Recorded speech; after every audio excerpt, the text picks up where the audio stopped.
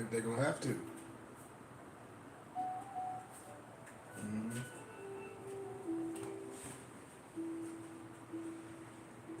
Yeah, I just got here.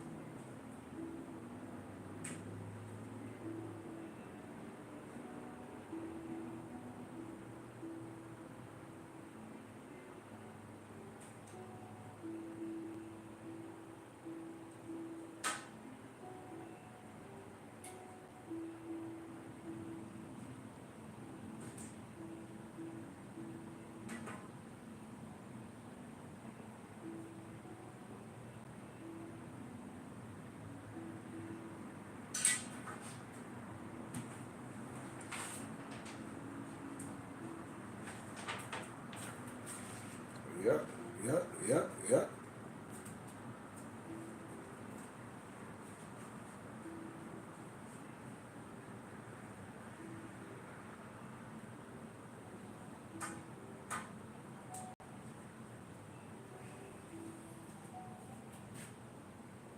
It's gonna be everywhere.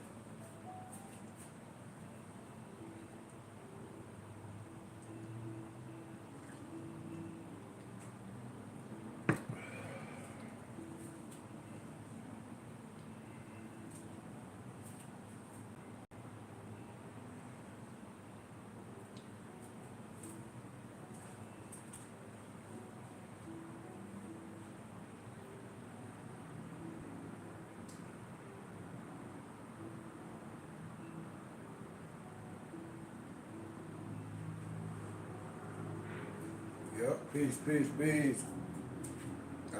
Let me grab a couple things. We're gonna get started. Give me a second. Give me a second.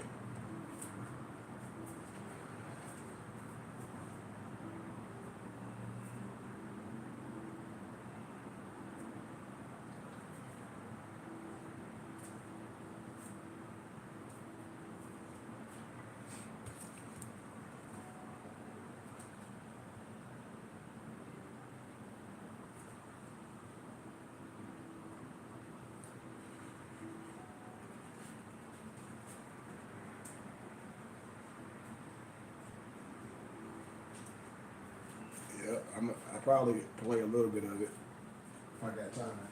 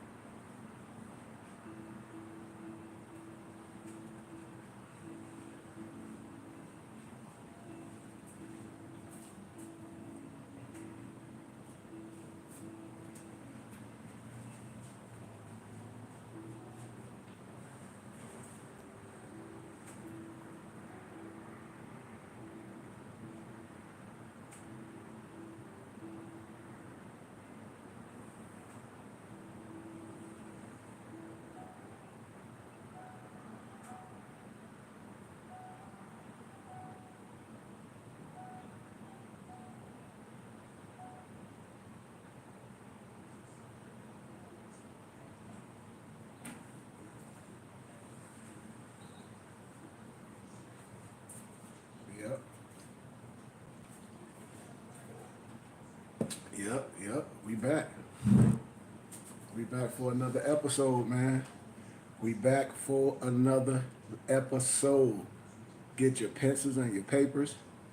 Let me get a couple more things situated, and it's on. Share this. Get the likes up. Peace and love to everybody. Hope everybody's day is going amazing. Let's get this rolling in a couple more minutes. Let me get my notes.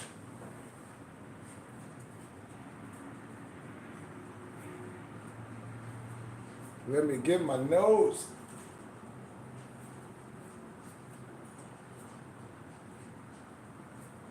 How's everybody doing today?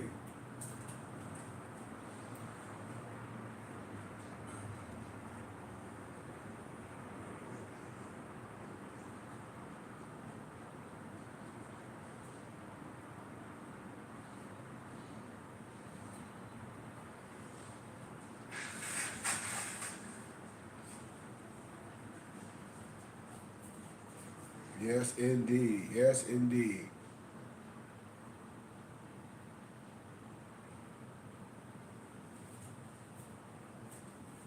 Hope everybody having a good day today. I know everybody on different times, but if you're here to tap in, if you got your notifications up, you can always come back to this at a later time. But I think I got all my tools that I need. Just waiting for my tea to get done. I got one more minute because I like to start at that 10-minute mark. So let me check my tea.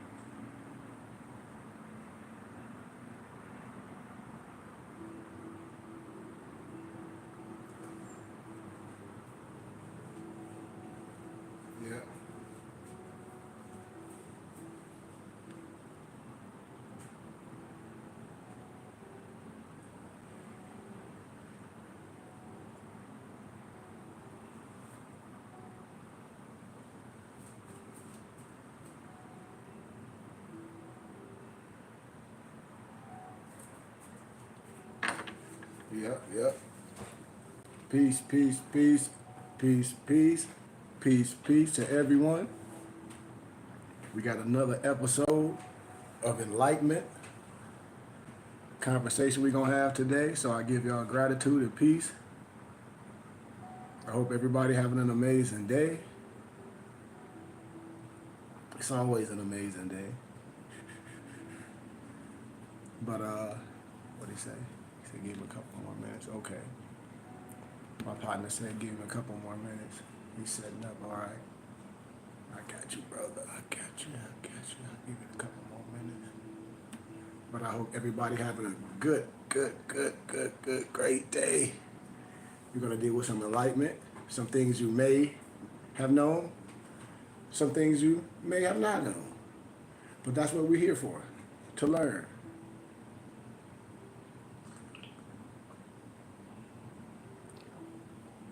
We're gonna talk about a few topics. We're gonna illuminate some topics to show some things, to try to synchronize, who we are as a people,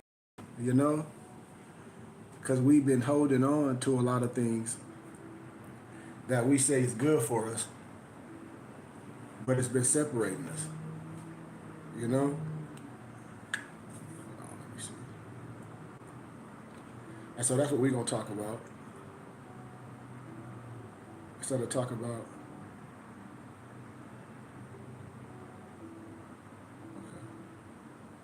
the things that's separating us,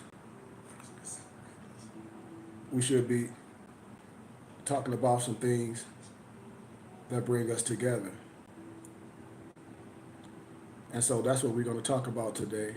Some questions that I want to ask my brothers and sisters.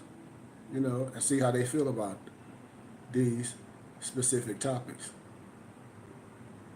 Some of us may feel the same way, some of us may not. But we're going to talk about it.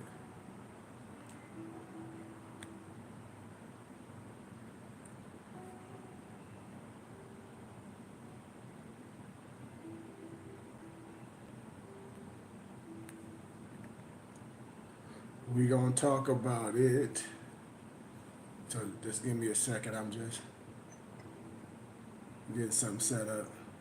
So apologies. I'll just respond to some.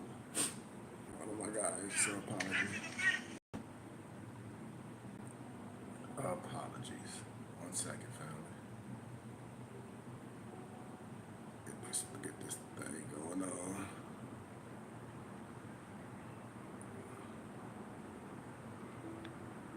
Okay.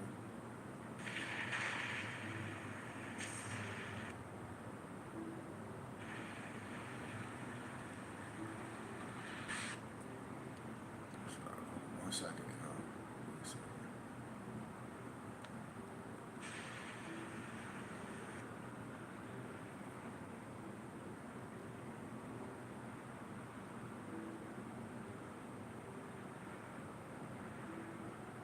Peace.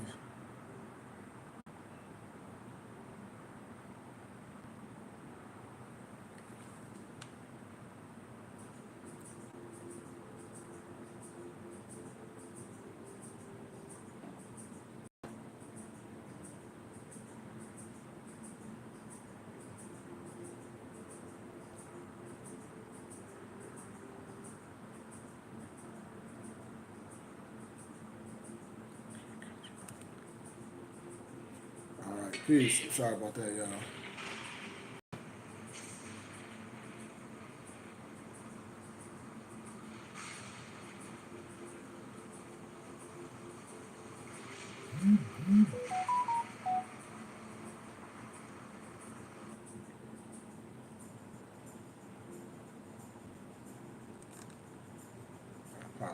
Apologies. Give me 1 second. Just trying to respond to these couple little things. Look.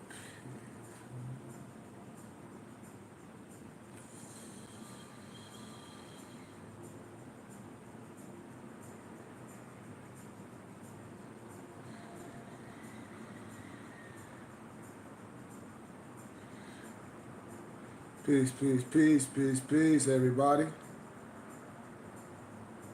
Everybody, peace and love and light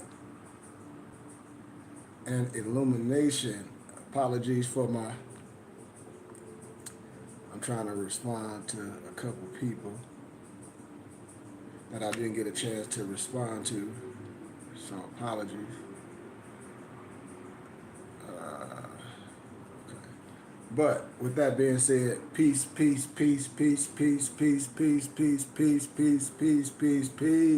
to everybody. Peace and love and light and much illumination. Much illumination. Much illumination. But I don't know how that popped up on here. Let me see. I'm sorry, y'all. I'm trying to be respectable to someone and see their message, but I don't know. Am I doing it the right way? Let me see. Oh, no, that ain't nothing. Should have known that.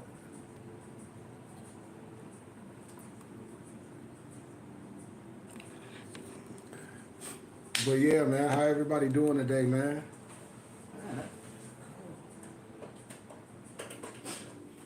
I know that fan was up there high. Hope everybody having an amazing day.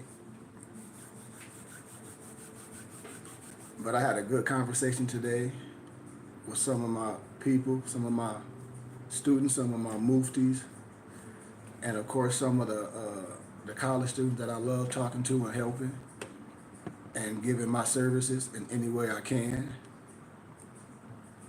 especially to the ones that's going to school for history and biblical history, But it's some things that should be cleared up, especially for a group of people. And I always like to say righteousness is for everyone. But liberation for a people have to be something agreed upon, have to be universal. And what I tell my brothers and sisters, what we speak about, what I had a pleasure to speak about in academia, what I try to share with my brothers and sisters in real life and on this social media platform,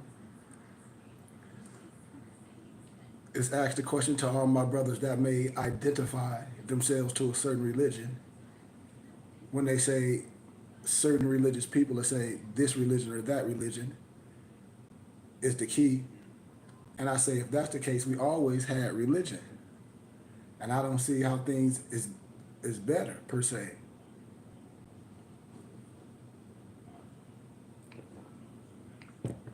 Especially to understanding. And so I really understand, and that should be the common denominator for a group of brothers and sisters that look alike, that can be in the same community, in the same neighborhood, in a geographical area or mileage of maybe less than 10 miles. Or I give it 20 miles. In that 20-mile radius, you might have a plethora of churches. Some may be the same, Baptist, some may be Church of God, some may be whatever. You may have some Muslim brothers, you may have some Mason brothers, you may have some Moorish brothers. All them people might have went to school together. All them people might have seen each other. All them people might have do social events together. All them people kids might go together. And then at the same time, a lot of these brothers is using the same books and it's separate. That's why I said, and brothers and sisters ain't seen the technology yet. I always ask my brothers and sisters these topics, because if that's the case, why so many of us choose different so-called religious or man-made perspective to separate or say this is better than that, and to keep a certain group of people that should be community, that should be in solidarity, in so-called splinter groups. Why is that? Why is that? Why is that? Because it's definitely not taught across the pulpit. It's definitely not taught in academia. Out of all our scholars, out of all this history, out of all these debates, out of all these lectures, brothers and sisters, no one never brought these basic topics up. Out of all these debates, out of all this conscious community, out of all these things, when you see brothers that look alike, debating Islam, debating Christianity, debating this, debating that, out of all that, and all these brothers look alike, do it really look like it's brothers and sisters set tripping, gang banging? Because all of them will give credit to Dr. Ben. All of them give credit to Ivan Van Sertima. If that's the case, what was those brothers saying? When we go back to our elders and watch Tony Brown's journals, if they say, yeah, they love Dr. Ben, they love John Henry Clark, they love all of elders, well, what were they saying? Because they sure wasn't discrediting each other's wisdom. What they were saying is, yes, in a time period, this was that. Yes, this was that. If you're academically and dealing with scholarship, which everybody say that they're scholars, when I say it's nothing that can be proven wrong, when you can demonstrate a thing from scholarship and let people look at it with themselves and with their eye, and that's what and that's what should be done. So when I talk about the work that should be done for liberation for a people that's been subjugated, that's been misclassed as 3/5 and Negro, black, and colors, I ask all of you brothers and sisters, if religion is the key, why all of us can't agree on things? Why is it separate? And then when you come with nationality, when I say I think we hate ourselves so much because the first thing we'll say is we hate school, we don't want to learn. So when we don't want to learn who we are and what we call ourselves, we'll let other people tell us who we are. We'll let other people arbitrarily explain who we are. And I think that's where we fall short. you know, and that's the true understanding. So what we're going to talk about today and show in a couple books, you know what I mean? You may want to look at film. I'm gonna reference some old documents that you may can pull up on your YouTube and watch these things, because another thing you have to remember about wisdom and understanding. The thing that we always talk about, or what we always do, is give our wisdom to others. That's one of the things that I always try to show our kids and any brother that may been in something that's colorable like black masonry or black church or this, and the other. And I always have to come about overcoming the enemy per se. And when I show you these things from love, truth, peace, freedom, and justice, from understanding, from a historical background, I'm going to show you that yes, it's all you. And in history, when you're doing things the right way, when you have an understanding, that is the uniting, like our prophet did. You know, when I share which the Nation of Islam Muslims had, when I show people these documents, I say we have to understand and deal with the goodness of everything, because a lot of our brothers and sisters can get a piece of something, and they can get radical with things, and that's their misunderstanding. But when things are done the right way, when you can show things, when you can say, well, wait a minute, I hear you saying that. We can show things that's universal, that's been done already. Just like when I tell my brothers and sisters when they say things are original. And I say, well, if this is original, or they say, well, this is the only book that's never been tampered with. And I always say, well, just give the original. And then those individuals get to stuttering. So some things need to be explained. And so we're going to go over a few documents that need to be explained, like all through history, like in the so-called ancient times. A lot of things that we may not have been educated on is totally different than what the average misnomer average black man in here in North America may think. Your whole education is, it has to be revamped, especially when it's talking about culture or so-called misnomer African history, so-called misnomer Hermetic science, which is Kemetic science. All that geographical landmass, all that has to be revamped. All that have to be revamped. And so when I speak about things, I ask anybody, have they ever heard of, it's a European. And, you know, I got a lot of his books because, you know, I deal with wisdom. You know, have anyone ever heard of Neville Goddard? Have anyone ever heard of Neville Goddard? Because if you have heard of Neville Goddard, when you put up on YouTube, Neville Goddard's teacher was Abdullah, the Ethiopian rabbi. Neville Goddard was a European, Albion, Trilodite, whatever you want to call it. Whatever you want to call it. Whatever you want to call it. When you research this, and as I show you in reference, when you say, well, who is Abdullah, the Ethiopian rabbi? This brother right here. This brother right here. This brother right here. Now keep this brother's face in it, in your mind. Here go another one. I got this other book by Walker C. Lanin, Allah, teacher healer, Neville's Goddard's teacher. So when people act like they don't know, and I say, yes, they do. Now, our own people might not know. And that's where we're here, and that's what I'm here to show our brothers and sisters. What you'll be able to see with your eye, what was here. So when you see things, you shouldn't frown upon things, because then you're hating yourself. Why giving others glory? I'm telling you.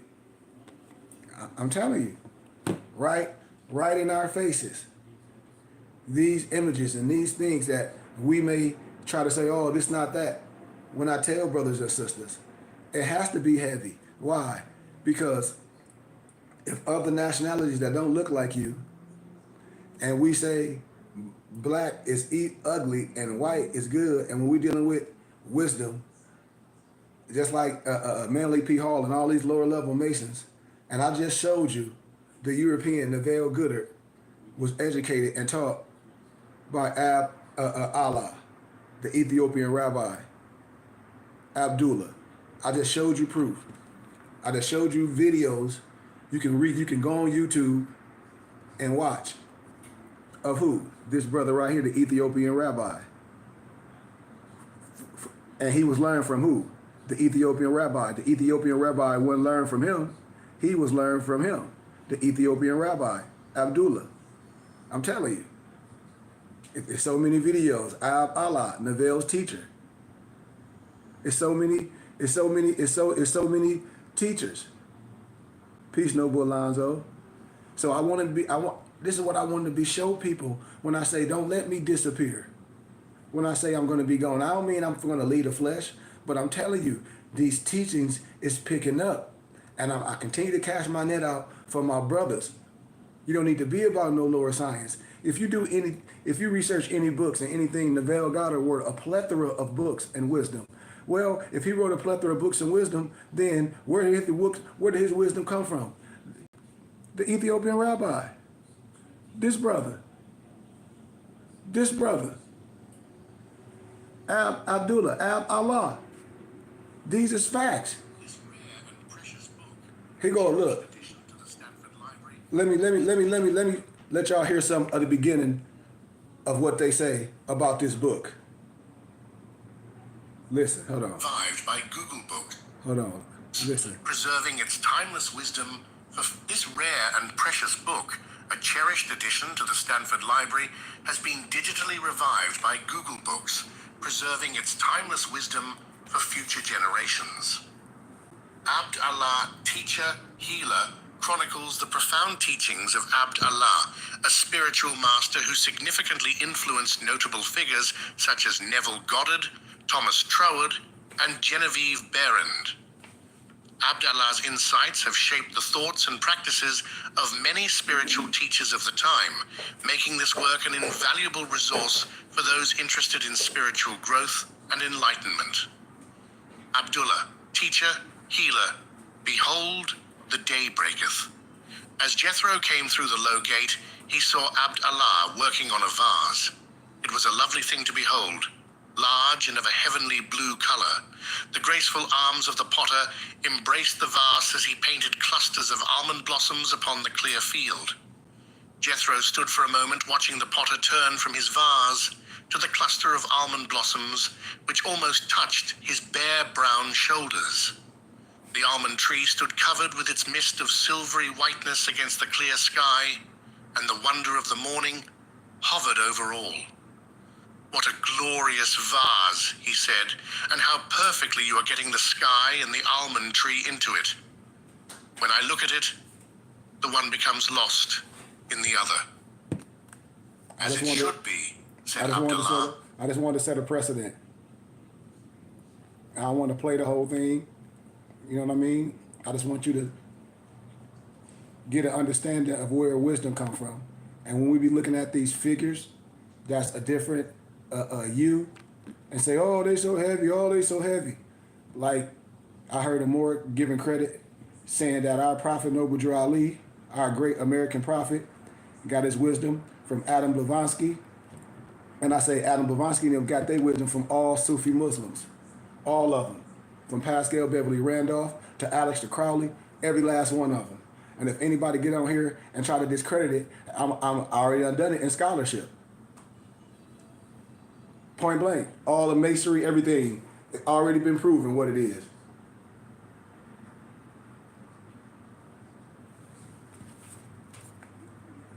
Now, remember I told y'all about the Ethiopian rabbi, Abdullah. That was the European Neville Goddard's teacher that saved his life.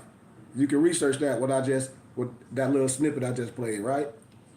Oh, my tea done. Hold on. Give me 1 second.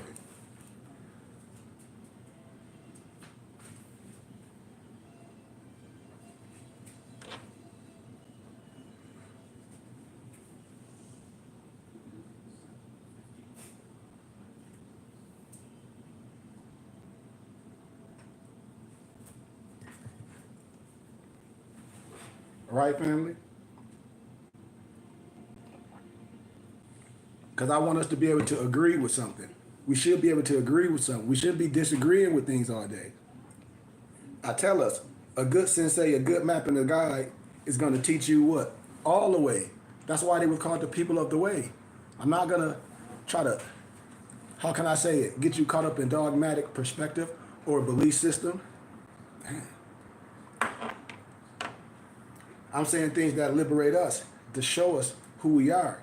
Resurrection, to be like, wait a minute, this brother is synchronizing it. Yes, we have to. Because if you say religion is the key for us, we had religion forever. They had Bibles for the black slave. They had the black Christian codes. They had all these things. All religion was given to people that was conquered. It's no disrespect if you're not going to come from the true perspective. If you're not going to come from the Moradin perspective, when the Islam that we had was the peace, when you're not going to come from that ancient perspective, when you come from a lower perspective, then we start questioning it. Because you can put 100 misnomer black men together, right? A nation of Islam Muslim, a Sunni Muslim, they gonna disagree on certain things. You get a Hebrew Israelite, they gonna disagree. The Christian gonna disagree. The so-called Egyptologist brother gonna disagree. Some of the Moors that's lost with wisdom, they gonna disagree. All them brothers are gonna disagree. They all and these brothers can be from the same neighborhood, no solidarity. But then you can get those same group of brothers and say, hey man, what do we need in our community to help all of us as a community? Because we all in this area. We gonna need good schools. We gonna need good teachers. We gonna need good libraries. We gonna need good gardens for agriculture. We gonna need teachers to teach about finances, micro, macro. We gonna need these kids to understand how to work with their hands, to know how to build houses, all that stuff. Okay, if that's the case that we can agree on, and we disagree on religion, well, just simple philosophy and psychology would say, well, religion is not it. Is it a tool? Yes. If we understand what it's all about, the historicalness of it, and who you are in that, instead of worrying about who somebody not like, when you pull yourself out of these things, historically, educational wise, then we go to the what? The nation building. And that's what I'm showing people. And I say, now we can't diss wisdom. Why? Because no one else had wisdom. All the wisdom comes from you. So when anybody be putting Neville Goddard on a pedestal on their shoulders, and I say, well, okay, well, you forgetting about who he was learning from. Who was he learning from? He didn't get his wisdom from Harvard. You ain't see these videos him giving credit to no university he went to. You see him giving credit to who? The Ethiopian rabbi. The healer, the spiritual mentor of Neville Goddard. Just like I'm a spiritual mentor, a sheikh. With any vernacular you name of that position, that's what I am with my brothers and sisters and everybody else, and a lot of people I graduated with. When I deal with my European Jewish colleagues that I graduated with, they just call me Rabboni. It's no disrespect. It ain't like, oh, I think I'm better than someone. That's not it. But when you can bring something back to it, people, just like Credo Matua was telling the people in the Zulu, he was like, that's a medicine man, that's a shaman. A person can come back and resurrect the people with wisdom, not just so-called religion. Because when we dealing with these crowds, hey, if we're gonna deal with it, we have to start telling the history of it. And if we're gonna say this fake, that fake, it's all fake. Because a lot of brothers that's under a certain doctrine of religion won't tell the whole truth and nothing but the truth. They'll jump around with it because they don't know the original languages. You know, they want things in the King James, they want things in the Old English, you know, a Hebrew Israelite, you know, whatever. A lot of my Islamic brothers, I say, do you know the ancient language? No. So do they have the same forefathers? Are these Jewish texts? Well, they have some similarities. Okay, well, if they have some similarities and some things that's alike, so what's older and where do it come from? Well, that's the same thing you're trying to defend against the scriptures too. Well, then what are we talking about? Because if you really want to be honest, it is some of the ancient Jewish texts. It is some of the same similarities. You know it, and I know it. If you're a scholar of what? Ancient wisdom and ancient texts. And then when you deal with the language, you have to be what? Agree. How? If you're a scholar, that's just science. That's just history. That's just dealing with what it is. So when we speak about things, and when brothers say, "Well, will religion get it?" No. But then when they say, our people say, or you may heard people on certain conscious communities and things, they'll say, "Well, what about so-called masonry?" Then they'll get double twisted because masonry is a craft. Theology is a craft. So when it's done in the right perspective, here at the BBT with a brotherhood of wisdom the right way, when you have a brotherhood, this brotherhood is not only teaching you wisdom and science and coming together and finances, how to use our money in the community, but we teaching us exactly who we are. That's what the order of Melchizedek is. That's what this is. That's what's going to help us, our nationality and spirituality. This is the uniting of Asia. Not telling nobody what to believe in, have a clear understanding. And when you have a clear understanding, you will see where it's all you. When you come to that understanding, if not, then we promulgating a religion, something that's going to keep us separate. And that's what's been done. What? A separateness. I just broke down, as I've been building this up for these last few weeks, showing people like, man, I really want everybody to come private, with us on StreamYard and Zoom, so we can do things private, because I have more to give, and I want to get us to the next level of actually having a brick and mortar again. But these teachings, you see, if the no disrespect, the European, the Albion, the Trinidad is telling you, even back then, how powerful these teaching was and saved Neville Goddard's life.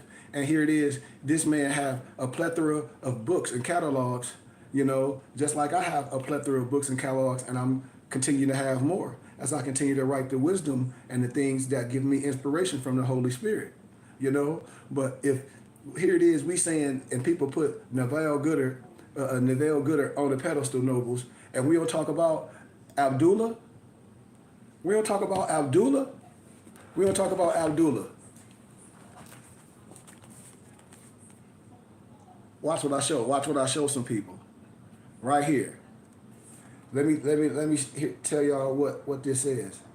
Now you already heard the book that they was referencing about Neville, about Abdullah, right? If you didn't hear what he said, I'm gonna play it again. This rare and precious book, a cherished addition to the Stanford Library. This rare and cherished book, a treasure to the Stanford Library. A treasure to the Stanford Library, right? Has been digitally revived by Google Books, preserving its timeless wisdom for future generations. Abd Allah, teacher, healer, chronicles the profound teachings of Abd Allah, a spiritual master who significantly influenced notable figures such as Neville Goddard, Thomas Troward, and Genevieve Behrend. So when you hear everybody talk about those three so-called great thinkers of the world and all that, you got to give credit to who? Abd Allah, Abdullah, the Ethiopian rabbi. The Ethiopian rabbi. So when we discredit our wisdom, and when we have brothers try to discredit it, they got to have an ultimate motive, because I can get all my European educators and even lower level Masons, they'll be like, you absolutely right. And they'll tell you that they're a son of a Muslim. They'll tell you that the wisdom do come from you when you know what you're saying and when you know how to promulgate it and when it's brought that way. So if that's the case, who's been doing a Scooby-Doo to us?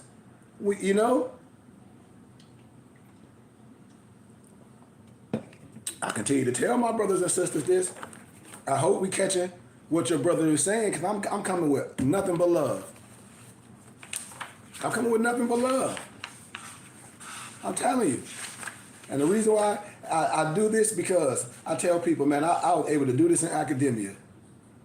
I was able to talk freely. I mean, even when you look at what they talk about the book, let me tell you what they say about the book and who is the author of the book. Let's give a little reference on this. Winner of the Wesley Logan Prize from the American Historical Association. winner of the Brian Caldwell Smith Book Prize, winner of the Albert J. Rabuto Book Prize for the best book in African religions, a choice, outstanding academic title. It's also a European name, Spencer Dew. Research this, Spencer D-E-W. He wrote a book called Aliyhites. He wrote a book called The Aliyhites. Research that too. I'm telling y'all, man, when people be trying to discredit things, I said, for what? Because everything's going to come back to you. You're going to see your own figures in them religious perspectives start twisting it and start making it this, and that, and the other, and drawing you off the historicalness and the cultureness. I'm telling you. It's just what it is. But listen what this says. Chosen People is a bold, compelling history of black Israelites, religious among African descended people in places as far as Kansas, Harlem, Ethiopia. It's a novel intervention in scholarly debates of cultural change in the African diaspora, a must-read for scholars of the African diaspora, a must-read for scholars of the African diaspora, religious studies, and cultural production. Now, here's a book, and they say it's a must. I'm telling you it's a must as well, and I'm your brother. I have all these. I have a full library. I have a print press. You know, back in the day when they would print books, I have the same thing. But I've been telling people, it's like I'm trying to tell you, it's a lot that we can do. Jacob Dorman has not only established himself as a leading historian on black Israelites, but has made an immense contribution to our understanding of the African diaspora, religion and modernity, and the vexing problem of cultural identity. The research is prodigious, the scope impressive, and his telling of how African descent people embrace and transform Judaism is truly dynamic. Most importantly, Chosen People reminds us that people are not merely inheritors of tradition, but it's creators. Not just inheritors, but it's creators. No one attempting to understand the rise of the black Israelite religions in America can afford to do without Chosen People. This is what all the people are saying, and the critics. Jacob Dorman has written a masterful, even paradigm-shifting book on black Judaism, a Generating Tour de Force. Chosen People is an engaging and thoughtful read for students and scholars of Jewish studies, African students, religious studies, and American history. John L. Jackson Jr., Richard Perry University, Professor of Communication and Anthropology, University of Pennsylvania. Now here go a professor quoting and giving scholarship. So you can't diss your brother when I'm giving things and I say, okay, well, if your child was taking African studies at my university and I'm teaching the right way, you would love me. So here it is, I'm giving it to you for free, for small donations. I said, it's getting ready to happen. Our people should want to be a part of this because you know it's liberating. For who? For everyone, especially for our babies. Dorman's book draws an intricate web of connection between Israelites, black Jews, holiness, Pentecost, Anglo-Israelite groups, all with the skilled reading of meaningful religious symbols. The Society of Religion in American History. This significant book makes a valuable contribution to the literature of cultural synthesis and African American history, the Journal of African American History. Jacob S. Dorman is Associate Professor in the Department of History and the Department of American Studies at the University of Kansas.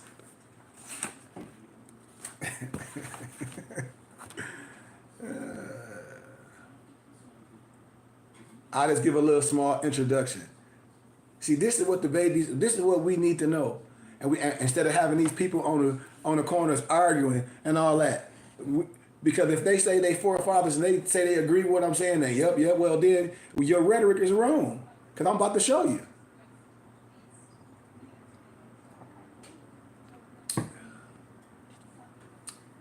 And it was part of a brotherhood too. I'm just going to give a little introduction.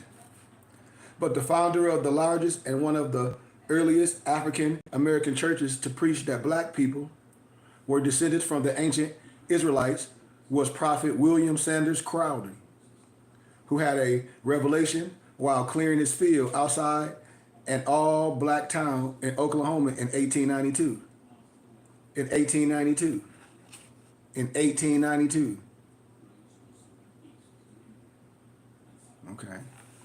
The inspiration for one of the first black Israelite churches is a metaphorical, rich example of the search for the roots among unrooted people. Just like when I talk about Israel Hill,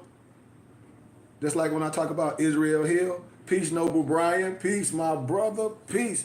One of my muftis on my Facebook page. Peace and love, brother.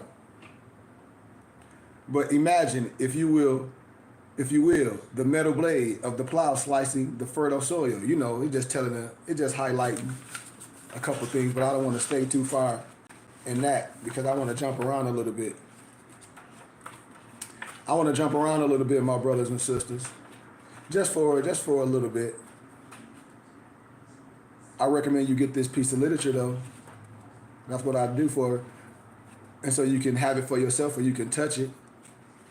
Because it's some topics in here that I'm not gonna touch. It's some topics that it'll fill some gaps for you as well. But a lot of pictures people be talking about, I'm gonna show you exactly what's the pictures talk about. Y'all ever seen this picture right here? Now look in the background. Look at that so-called American flag and the so-called Israel flag in the back of the brothers, with the tarush on, or the kufi, or the topi, or the safez. Y'all see that? You see that, Brian? You see that, Dantes?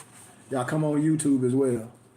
So you see that in the background of the picture, and you see the American flag and the so-called 6-point star before Israel was created, a state, a country, or whatever you want to call it. You see that? You see that in the background. And then you see that choir right there. But look at this historical picture right here. Look at this historical picture right here. Look at the brother in the middle. Look at the brother in the middle. What do he have on? I'm about to show you what he have on. I'm about to show you what he got on. Y'all ready? Watch, I'm about to show you. That's why I said, why don't you roll with your brother when the other man do the same thing? When the other man is going to agree with your brother. I'm about to show you what he got on.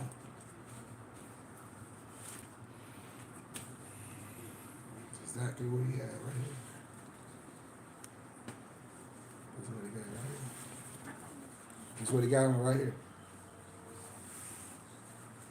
Watch. Watch, I'm going to show you.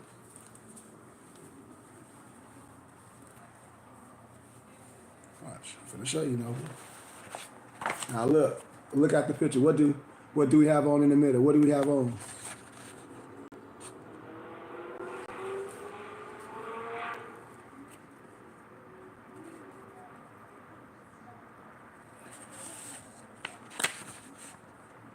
Now look at the American flag and look at the 6-point star.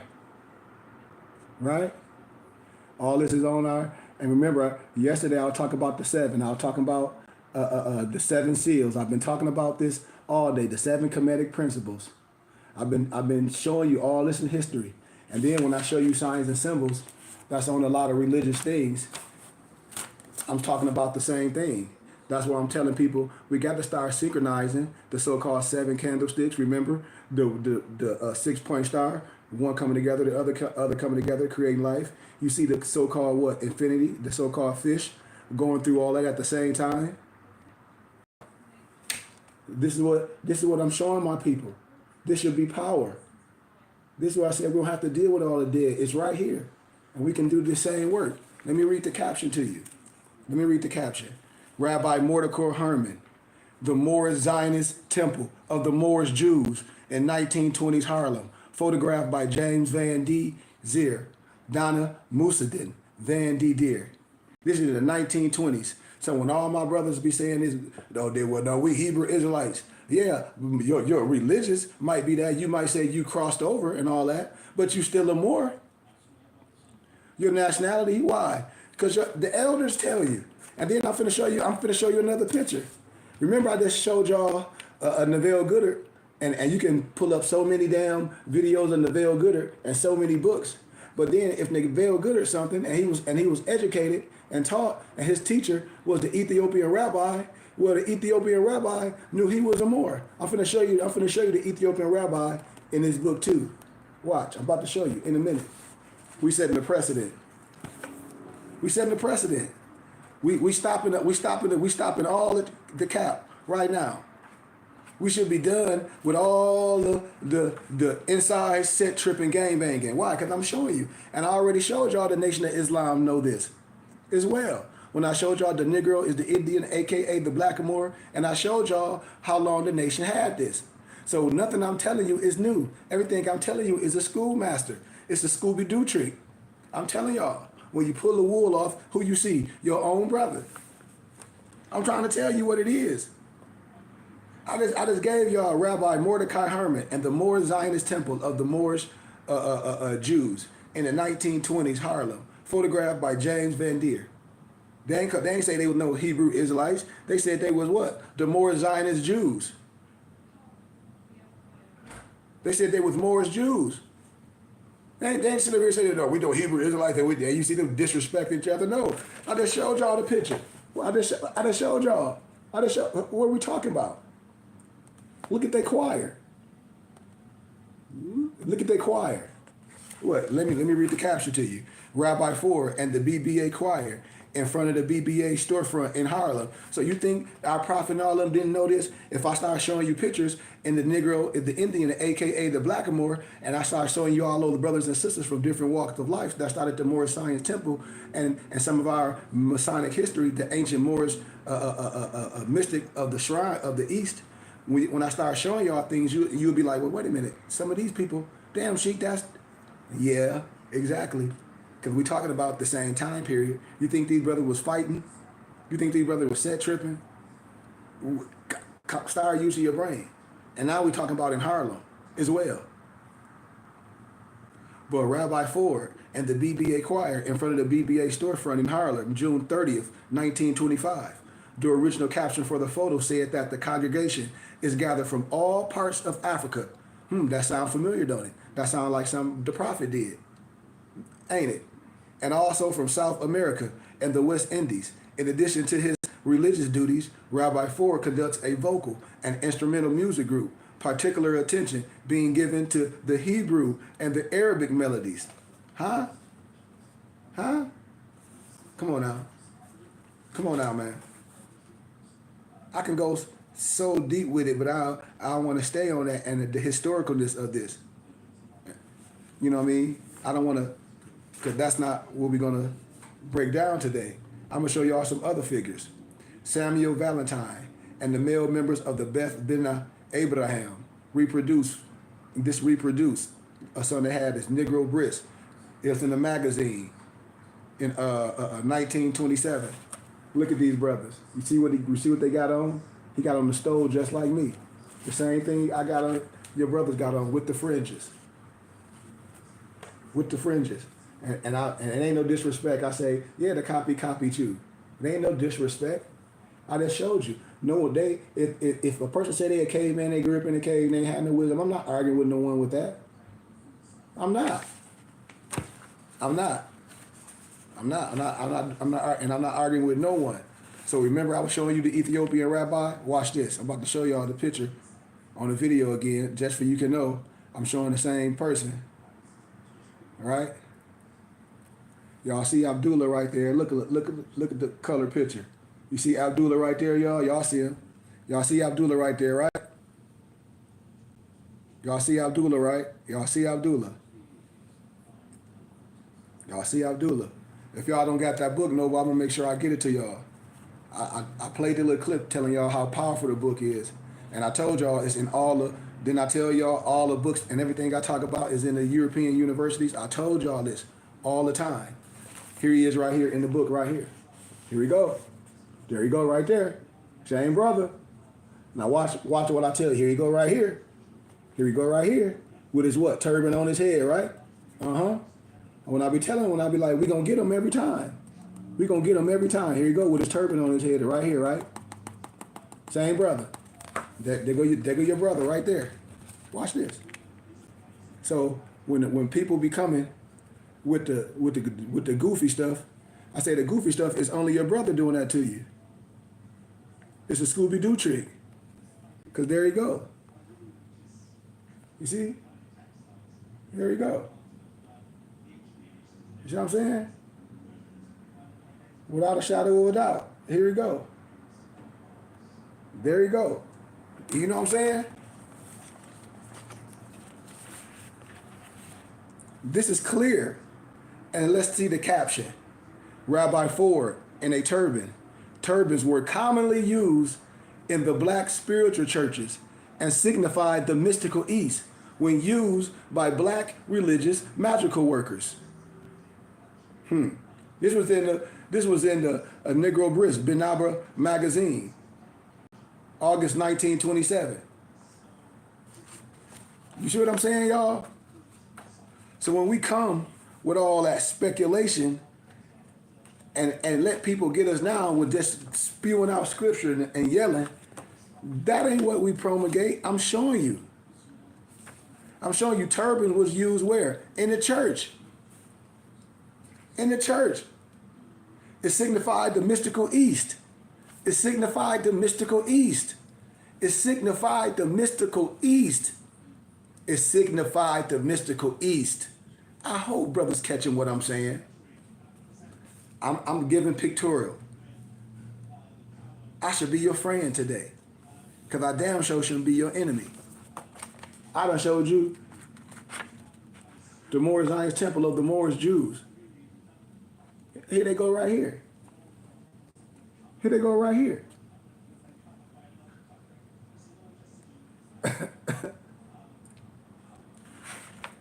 Got the same stole I got on. Might be a different color, but I have a plethora of different colors. When I be telling people, I say, well, what do we mean religion? Go, no, I'm not saying religion. I'm saying when we talk about these things, historicalness is all belong to you when you with the right science. And you come from under those things. You come from under a lot of things that can be argued with religious people. Because see, we synchronize in this. I just told you, the Israelites know it. I done showed you already the so-called nation, Islam had these documents. So these two are the biggest religions. And then a lot of these people like Father Divine and Daddy Grace, they went to different so-called Christian religions. They knew this. All these people knew what man. That your nationality, understanding who you are, is major. The spiritual aspect you should get from the right teacher. Now we have to use what? Finances as a people. This is what I'm illuminating. I hope it's catching fire. Because watch this. As we proceed to teach, we're gonna jump around and just show some things in history. We're gonna go back a little bit in history. First, when we talk about Moors or the Tetrarchs, when I say you can find Moors all over history, Egyptian Moor, Tawny Moor. But if you don't like Moor, you want to come up with all these explanations, then research Amazighian. When you research Amazighian, that it's gonna trump everything that you may want to come with as an excuse for not knowing, for not researching, for not this being taught from the pulpit, from not this being taught in our schools. What? The mystery schools. What I have is mystery schools. We're not telling nobody to leave schools. This is the extra oomph that our kids will get, that our people will get. We can bring these things to the community. We don't have to depend on no one else. No one's going to teach you like this. No one's going to bring all this historical and all this factual and all these references that I have. And I give to my brothers and sisters. Why? Because I've been there. I've been initiated in the wisdom. My brothers and my partners have been into it. Why? Because I have. And everything that I have, they have. Because I want all my people to be greater than I. Take these keys and we can do things with it. When I start dealing with facts, certain things has never been tampered with. When we talk about lineage and things, especially when I go in the Russian icons and things, these things is nothing to be argued with. It's just our people has been, how can I say, lying to each other. You know, for what? Wealth. And the wealth not being spread. When we say the black community don't have nothing, that's cap. All you gotta do is look at what's still there. What? The church. I'm trying to find something I know I got the right book. Because when I was pulling out my documents, yeah, this St. Mark. Yeah, that's the right book. I want to show y'all something. I know this the right book because this one I got from the museum. So I want to show y'all something. I even got a book from the Catholic Church when they had the Greek Fest, because my professor, you know, and then I was like, man, I want to do a lecture there. When I show you in one part of history, they whitewash the Russian icons, you know, and make the noses a little sharper. That's an art style. But then in the back, they have all original Russian icons and the manuscripts and all these things behind this red curtain. Like these pictures like this are really darkened to what they look like. I can start showing y'all pictures like the Vikings and things with the big noses, and how you can see they tried to go in and disfigure them and lighten them up. Like all these cups, these are all lightened up. They lighten a lot of the things up. That's why they call them tomb raiders. They had to try to take some things and lighten it up before they put it back out to the masses. But I want to show you something. When they could never destroy, damn, where is it at? I know I got it in this book, in this reference. Oh, maybe I don't.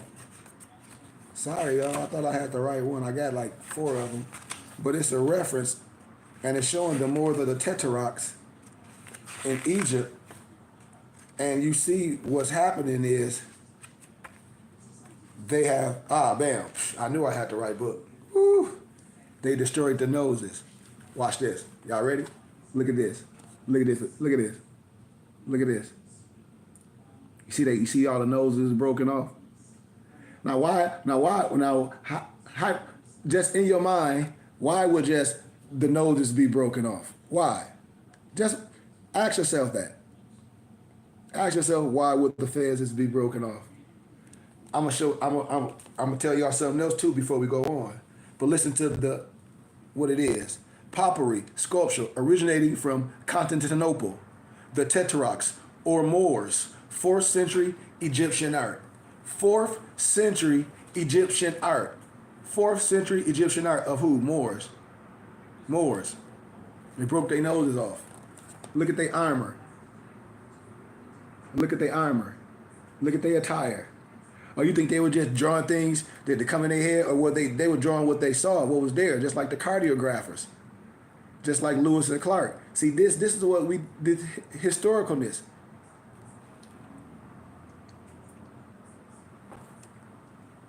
St. Mark's, you know?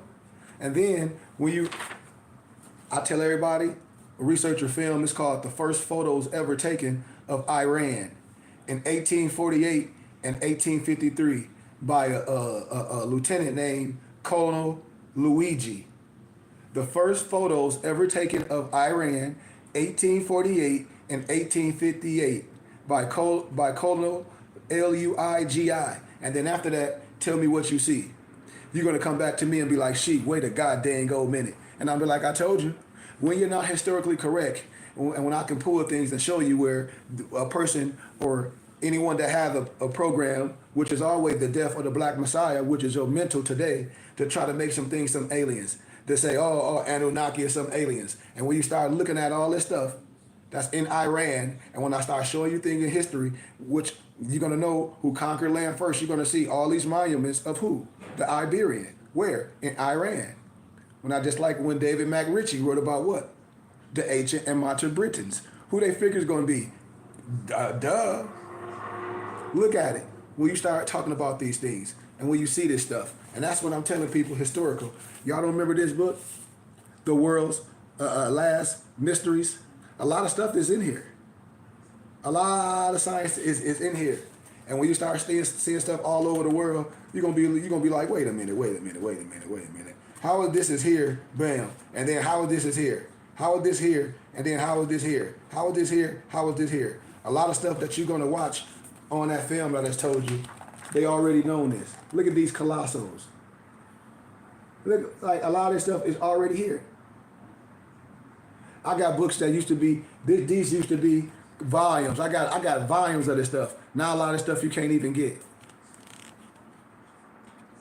I'm talking about real colorful pictures of stuff. I'm talking about, so when people be saying things, and I got so much history that what I've done is turned into files. I got books that turn into files, like they can do a book burning all they want to. This is it. This right here is in the Yucatan Peninsula. I mean, we just go walk around a little bit. So when a person's saying things and I say, yes, you were everywhere. History gonna prove it. Monuments gonna prove it. Well, they always trying to say some alien. The Anunnakian is the Iberian. When you start seeing everything, when I start showing you the pictures and everything, the garments and everything, and I just told you to watch this film, it's called The First Photos Ever Taken of Iran, 1848 to 1858 by Colonel Luigi. And then we're going to have a crazy conversation after that. You're going to start seeing so much stuff similar. You're going to start seeing stuff that look like this. Just like if my Mufti was on here, it's a restaurant up the street. It's a Greek restaurant. And on the wall, a lot of the stuff that's on the wall, those tablets, those remakes of tablets, you're gonna see in that film that I told you to watch. You're gonna see that film. Even the all this stuff, the realms of the Mayans, all this stuff has been there. But watch what I show you, because I'm just setting the precedent. I'm setting the precedent for my brothers and sisters. The Olmec, a race of precursors. The stone slab known as King Steel comes from the Olmec region, center of La Venta, and is about 9 feet high. It shows several figures in best relief. Standing out amongst them is the form of a high dignitary who claps in both hands a sword of crook, either a weapon or a symbol of authority, and wears the elaborate multi-tiered headdress. Multi-tiered headdress. I'm about to show y'all. You're going to be like, is this Aztec? Oh, no, I just said it's Olmec. Well, wait a minute. Is the Olmec the Aztec? Let's keep going. The figures surrounding the warrior king are vassals who have come to pay him homage in token of submission. The subject of this steel or upright stone slab can be related to those found later in the Mayan steels of the pre-classical period at Camila, Julia, Guatemala, and those of the classical period at Copan, Honduras, and Honduras. The association of such steels with nearby temples was a feature that was continued by other pre-Columbian civilizations. The practice of dating steels, which is characteristic of Mayan civilization, seems to have started with the Olmecs, who have developed their own calendar and astronomy at least 2,500 years ago. Watch, I'm just showing some things so we can see history. When people talk about you, we some caveman and we some monkey. No, you ain't no caveman. You always had history. You always had culture. That's what's not being taught. You won't been taught by no one that didn't have no culture. Can't nobody tell you that. Look at this. Look at this monument right here. Look at this. Look at that. Next time you go to Cancun, go to the Olmec Museum. It ain't far. This is huge. Oh, you think they're just making up some stuff, drawing some stuff of things they don't know, they ain't seen, they drawing themselves. They drawing that pictorial of themselves. I'm telling you, I can show so much.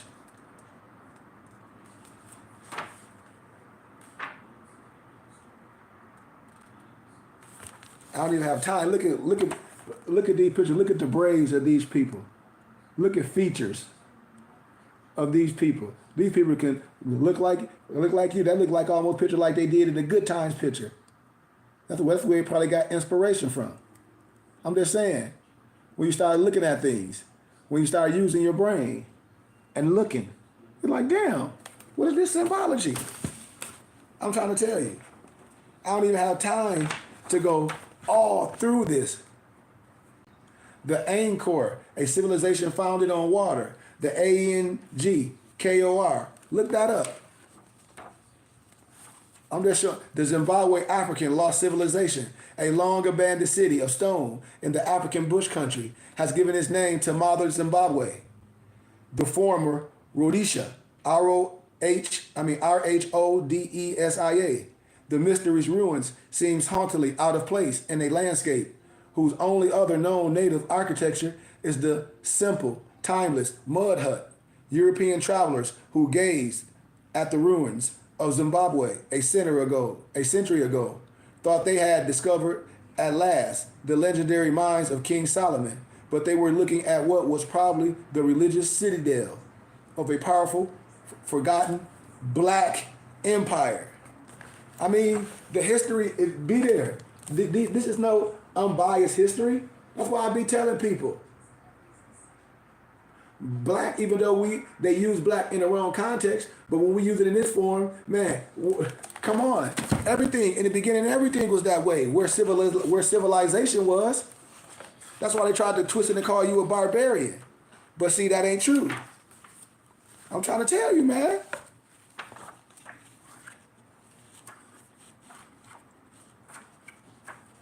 Let me see. I wanna show something. I wanna show something else. Because we on great time. You get inside the pyramids of Pharaoh. I don't even have time to go through all that, but I want to show something. If I can get to it. Cause I'm trying to time myself.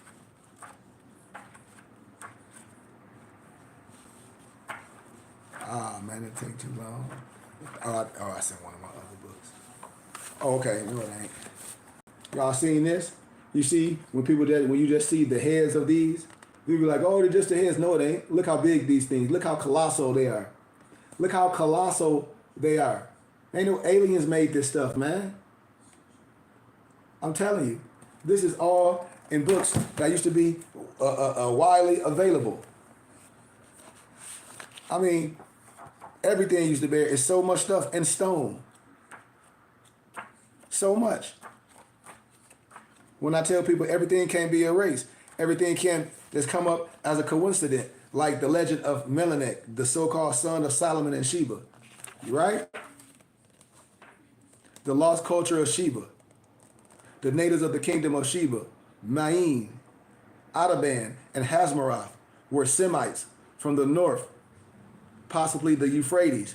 They worshiped the sun, the moon, and Venus, which they call a star, a name similar to the one used in Sidon, Tyre, and Babylon.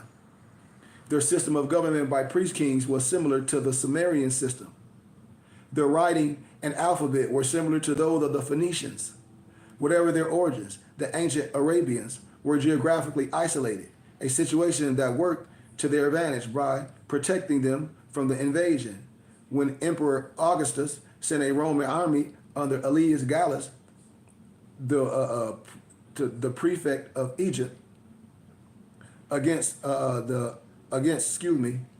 area in 25-24 BC, the invaders were driven into the desert. You know the story. But when you start seeing all the pictorial of who these people are, you're gonna see what? Melanation. You're gonna see melanation. You're gonna see the Russian icons in melanation. I'm just setting the precedent. You should definitely get your hands on these because we have them. What I'm trying to tell my brothers and sisters, because I got a little bit more time, because I still got a few more pieces of wisdom that I want to show you, and I want to offer as we close, before we close.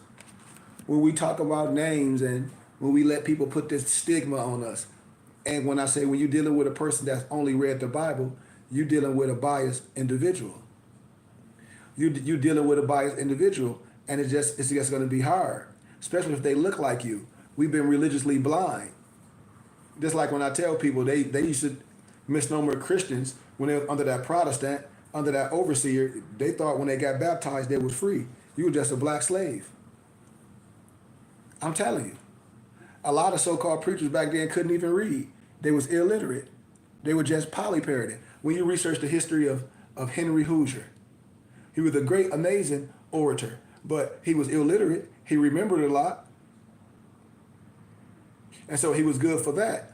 But what I'm talking about, do we know what we're saying, or are we just operating on something and a feeling? We should be way past that. We talk about liberation for our people, using these tools in our toolbox and not separating. That's what this higher wisdom and understanding of all the spiritual rights as a brotherhood does. I've been breaking it down. I've showed you from the so-called religious rights that so-called black people adhere to and hold. Even my Christian brothers, when you're dealing with a different perspective, I showed you all this as well. I've showed this. So when also for the Christian, the Hebrew Israelite, and the so-called Muslim, if to know and understand, and all the elders know exactly what I'm saying, what's the problem? Who we can't be looking at no other man and saying they the goddamn old devil, because that means the only individual that was in a garden with Adam and Eve was the devil, and so we giving the power to that individual in the flesh of a god or an angel. That's what we doing. We comparing that individual, this person, like Saint Lucifer, a fallen angel per se. Come on, man. But I get the concept. What I'm saying, historically, my brothers and sisters, especially for my young brothers and sisters, that's leaving the home, that's going to academia, that's going to be making so many choices. Some of them may be good, some of them may be bad. Some other choices that you may get into and be so afraid to defend yourself in that vernacular or that situation because you don't have an understanding of it. And then your parents may not have an understanding of it. So you may have to what? Submit or subject to what? Being compromised in whatever. They might try to tell you, oh, you got to cut your hair off. Who, what, for what? Or you can't do this based on that. Well, that's a form of prejudice. They don't tell the European Jew to take off his yarmulke. They don't tell the Islam Muslim to take off his kufi. They don't tell the Jew to take off his yarmulke, do they? They don't tell the Indian to take off his or her turban, do they? No. But you, with no culture, with no understanding of who you are, which is the common denominator, that's the problem. Because the things that I said we can agree on as a people, the things that I talk up on is universal. I just showed you universalness. I know who I am. I can agree to things. But today, I know who. I'm a Moorish American. I'm going to agree to these modern things. You want to get off fancy pants with it? I'm free. I'm an Amazigian. I understand some people may came from Africa. My family ain't no slaves. I can give you history and show you it ain't even happened like that. I give historical things, and we have to give certain things back to Caesar per se. Give these misnomers back. Give this Eurocentric and Negrocentric propaganda back where it belongs. And let's reverse some things. Because I don't have a problem with church. I just showed you what was going on in the church. But church have to be done the right way. That's why me and my dad we always talk. And I say, yes, we the Burning Bush Tabernacle Science Temple and School. But if the people want to have church, that's gathering. And we go over who we are, historically, biblically, as stakeholders in our community. That's what we should be discussing. We shouldn't be discussing nothing else. We shouldn't be. There's no reason to be talking about nothing else. You know, historically or biblically. We should be bringing those 2/5 that was taken from you in the chattel in American history. Just like, isn't it ironic, brothers and sisters, that you are the only group of people since February 3rd, 1992, in the Baltimore Evening Sun, when Delegate Rawlins, when they said a bill should be added to designate an official name for misnomer black people each month of the year? Remember that? It's in your Exhumed of the Nation on page 31. Why it have to be each month? It got to be a name for misnomer black people. Why we can't tell nobody who we are? Why we have to subjugate to say, okay, well, this who you are. Only people be subjugated to a name is a damn something that has no right, something that's recreated. So then you're never going to get reparations. Why? Because you didn't name yourself and you created yourself and your master created you. Where? Here, in the United States of America. You only owe as the United States. You can't be ancient. Why? You can't. Yes, we know black was used to describe a skin color per se and all that, but black has no connection to no human rights.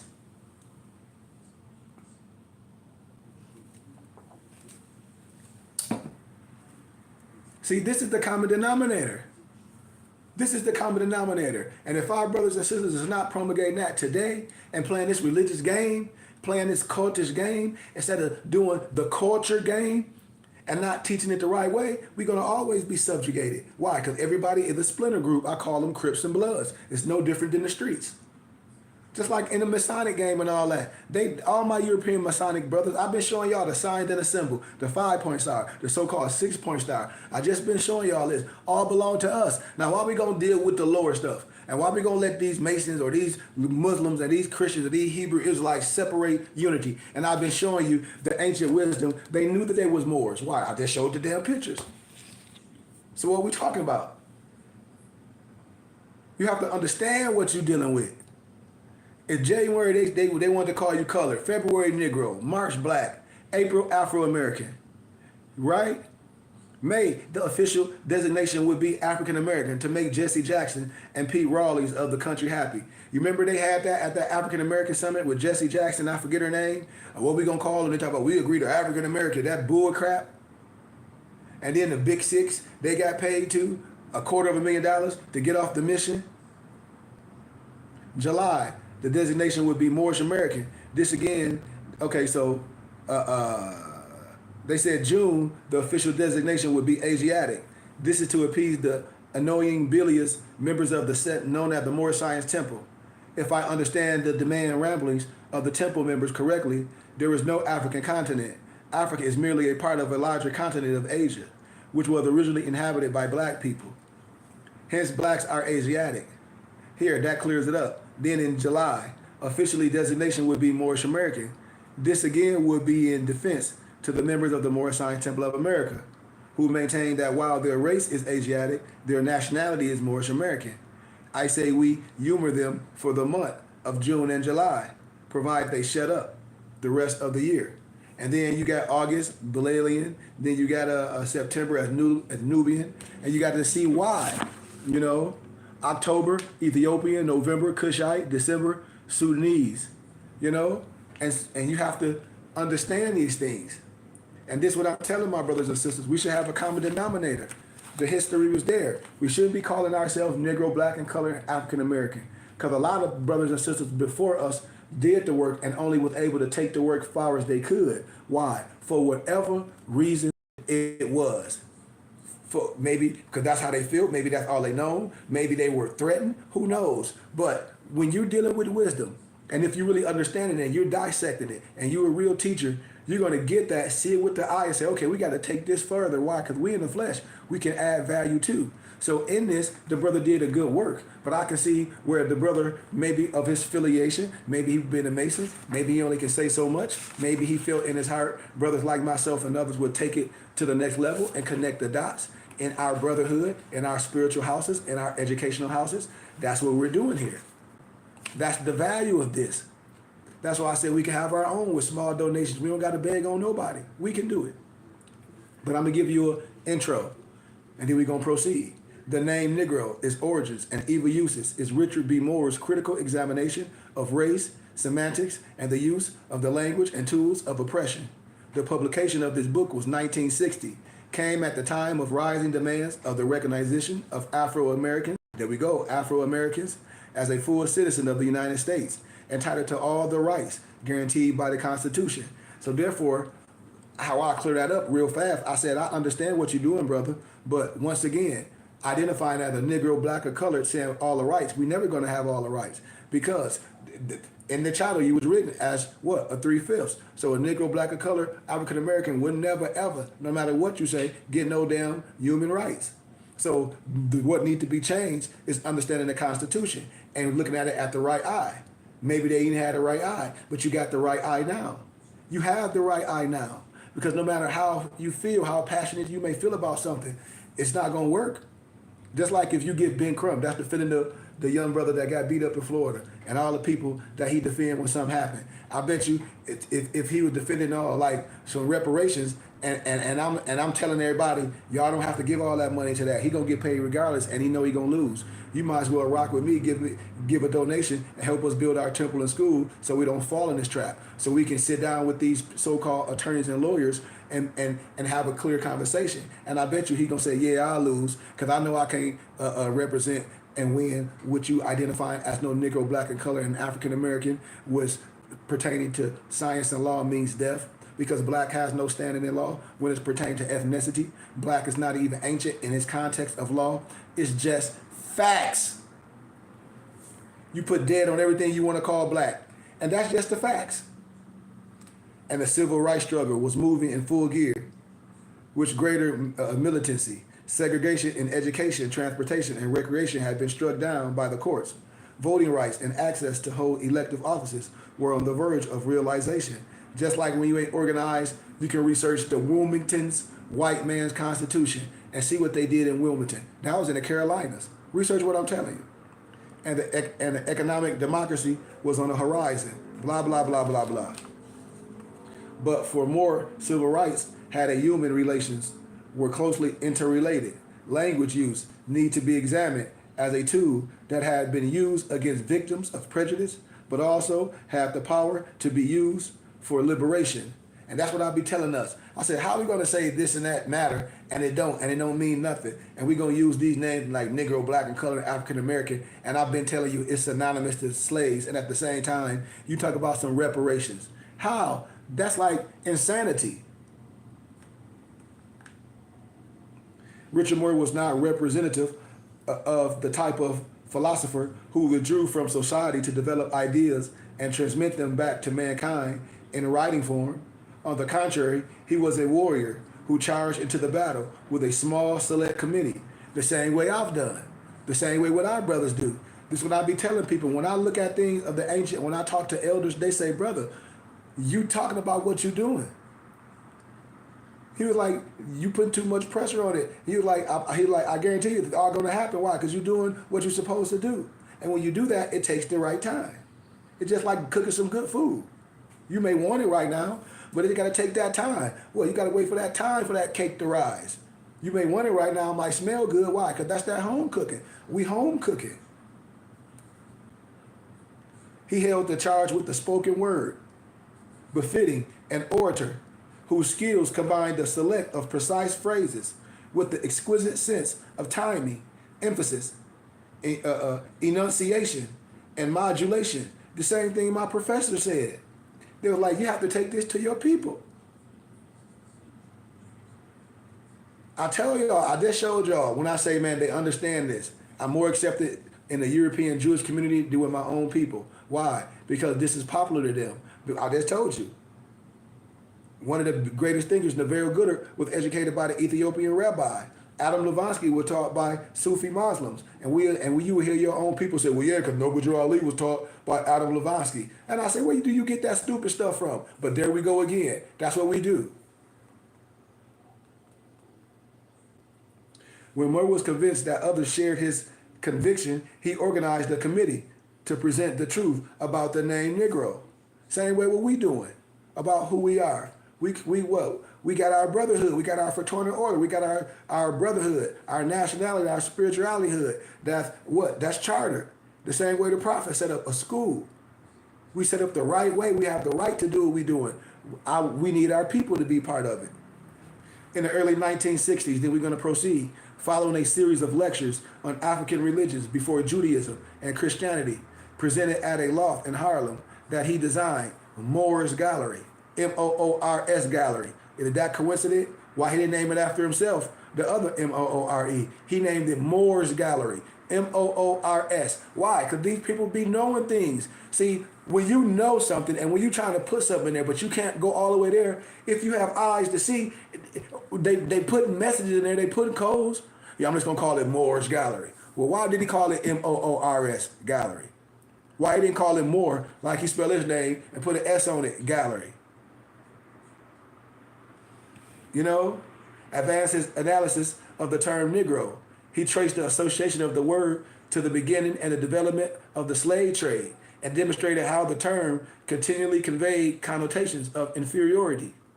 As he explained in the foreword of the title edition, and the members of the audience endorsed the suggestion to form the committee to present the truth about the name Negro, and plans were made for the presentation of a formal lecture. The name Negro, its origin, purpose, and evil use, was presented on May 29th by Moore at the United Mutual Life Insurance Company building. The committee adopted a resolution introduced by attorney Percy E. Sutton calling for a change of the name. You see this? But right now, what does the Declaration of Human Rights, Article 15 states? See, this is what I'm saying. When you have a liberator in the flesh, we don't have to deal with that old stuff. We can build. We ain't got to say, well, we got to change the name. No, we're dealing with the Declaration of Human Rights, Article 15. And what we pertain to freedom as who we are is Moors. Anciently, we were Amazigians, but we understand what Moor is today, an agreement, our nationality, our race, and our status. We have to come to an agreement. That's how we going to rock. How? By under the laws. religious laws trump everything they talking about. And more was urged to publish an expanded, substantiated version. But you know, blah, blah, blah, blah, blah. I don't want to stay too far in that. It's a great read, but it's telling you the uses of the name Negro and why we shouldn't do it and why we shouldn't use it. You know? I don't want to stay too far in it. It's a great piece of wisdom, a great small piece of literature that you should want. You should want that. But I be telling my brothers and sisters though, y'all, because I'm gonna show another piece of science. This right here, the Atlantis of the days. When I talk about Masonic history, this is a book that you see what's right on the front, right? Remember, I always talk about the pentagram and all that coming together. And in here, let me tell you, let me give you the introduction. Let me see. You see you see another symbol. You see another symbol. We talking about that again. When I've been telling you, it's all about you, but you got to have a good map and a guide that's been through the fire that can bring everything back and shut the fire out. I'm telling you. Call itself El Elyon. I'm telling you. That's what they be calling themselves. And it's talking, and let me listen to this. In the last edition, further information which had come to the authors concerning Akhenaten and Nefertiti was interpolated in a different chapter, in chapter 4, entitled The Story of Akhenaten. Not no story of no European kings, the story of Akhenaten. To place that the new information upon record, it was included in the newsletter number 51 of the Order of the Knights Templars of the Aquarius. Further footnotes were also added, and at facilitate reading, some pages were rearranged or regraphed, meaning, republished or redid to look better. Since that edition was published, the author of the book and founder of the Knights Templars of Aquarius, H.C. Randall Stevens, El Idros, call himself El Idros, passed in the spirit on July 3rd, 1978. That's so modern. And I showed y'all who created that. Us in the Moors. The Nation of Islam know this. Y'all got the documents. Y'all got the documents in the Negro, aka the Blackamoor. I'm telling y'all. That's why I said they know this. That's why I said it's time for a change. After a very short interval, he established contact with the order, in particular with his twin and spouse, Eternal El Arua. Well, yeah, his spouse, in conjunction with the Brotherhood of Cosmic Masons, whose spiritual head is El Dod Ivam, the Father King. Osiris now continues to work that El Eros began with the formation of the Knights Templar of the Aquarius. So what I'm trying to tell y'all, man, when you see all this stuff, it's all more science. This book is written in a similar popular style in hope that certain important things may be known to a much wider circle than has hereafter been attracted to the study of them. Some of what is contained in part 1 are already published in a trilogy known as The Book of Truth, The Teachings of Osiris, and The Chronicles of Osiris. So you teaching the mystery school. So you teaching from the Egyptian manuscripts. So when I start showing y'all that the European Mason know what I'm talking about, when I start pulling out all these Egyptian manuscripts that go with things and show things, they're going to be like, yeah. Because this is really the teachings of Osiris. That's all it is. It's the Osirian scriptures. The Osirian scriptures are incorporated and they're given through the order of the Knights Templars. That's all they study. Of the Aquarius, which has now members throughout the world. I just told y'all. They got the signs from you. The Masons know this, especially the European Master Masons. And the true spiritual knowledge upon the earth plane receive their instruction directly from the Creator God Force, which permeates all that is in the great expanding universe.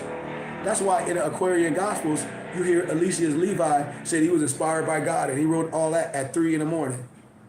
I'm telling you. But then when you start dealing with other wisdom, they were inspired. He wasn't nothing but a what?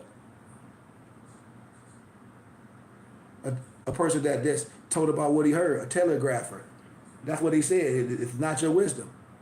You know? The first book of those Osirian scriptures to be published, it included the statues of the Father King and the accompanying symbols of the forms. So you talk about all the Osiris mysteries. You know, the law of Atlantis, the commandments of Osiris. They want to try to say Moses from the Chronicles of Osiris. That's all they're talking about. If you're going to break down, the esoteric and the exoteric viewpoint of the laws of nature, including the addition, is an explanation of the paintings by El Ura, which is reproduced in full color. But I already corrected that. I'm telling you. And everybody think this book heavy. But this lower level science. I'm trying to tell you. That's what I've been telling my brothers. That's why a lot of stuff they don't want to talk about. This right here, the Catholic Church know everything about this. The Catholic Church know everything about this. How I know? I told you. Because I've been initiated through wisdom. That's why I'm bringing my brothers in. I'm casting my net out. I need my brothers for we can stop set tripping. We just don't know. It's always an analogy, Sophia, wisdom in the Bible. But then also in the biblical scriptures, you have these group of people.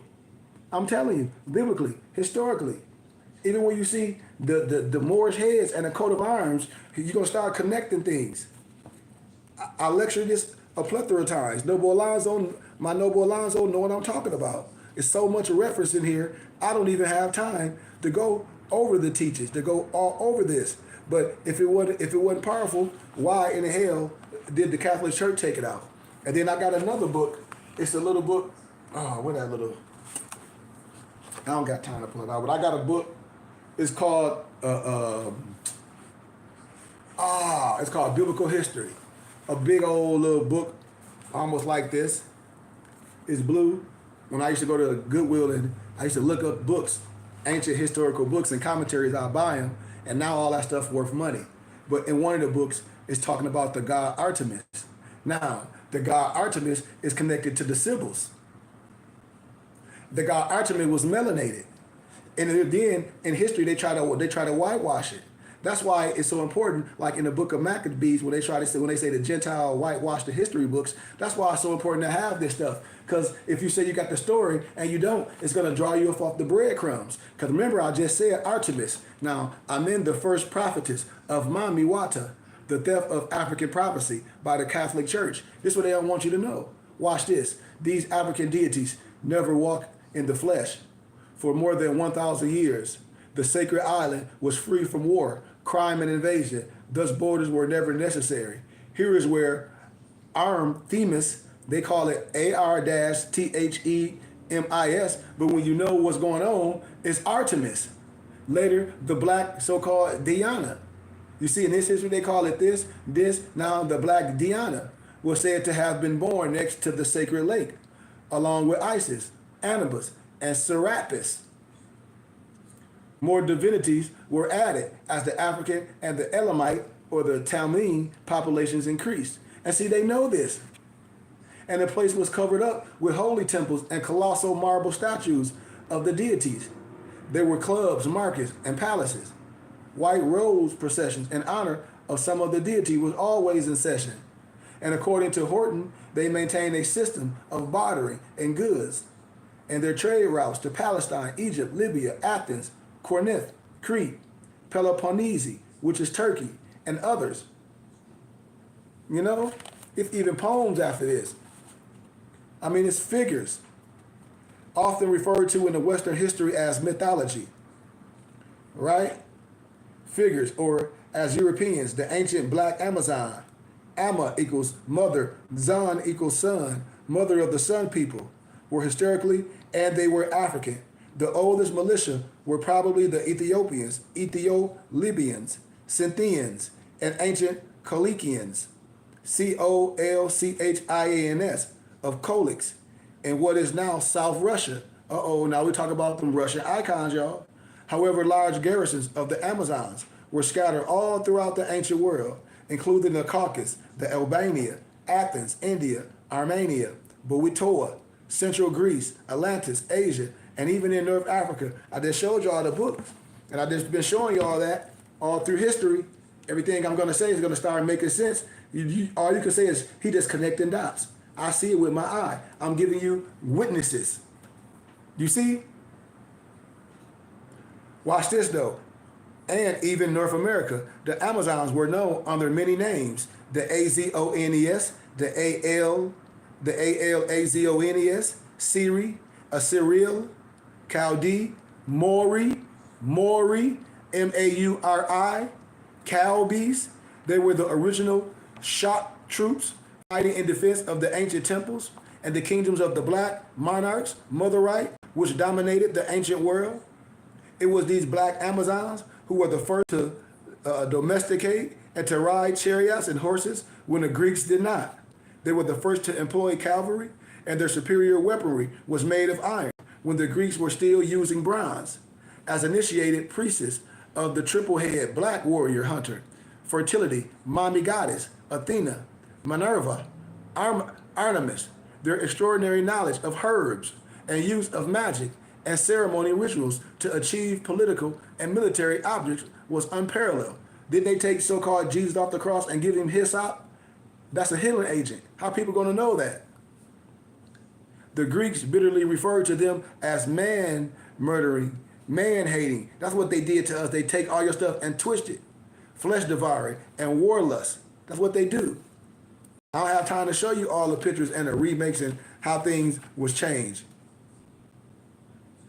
Unfulfilling prophecy in the West. According to St. Augustine, it was Rome to whom the Sibyls referred to as the true whore of Babylon.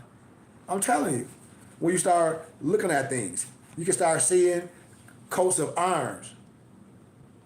You can start seeing Europe figures which consort black familiar. When you hear black magic and all this stuff, when I start showing you things, which I don't have that much time to show you at this moment.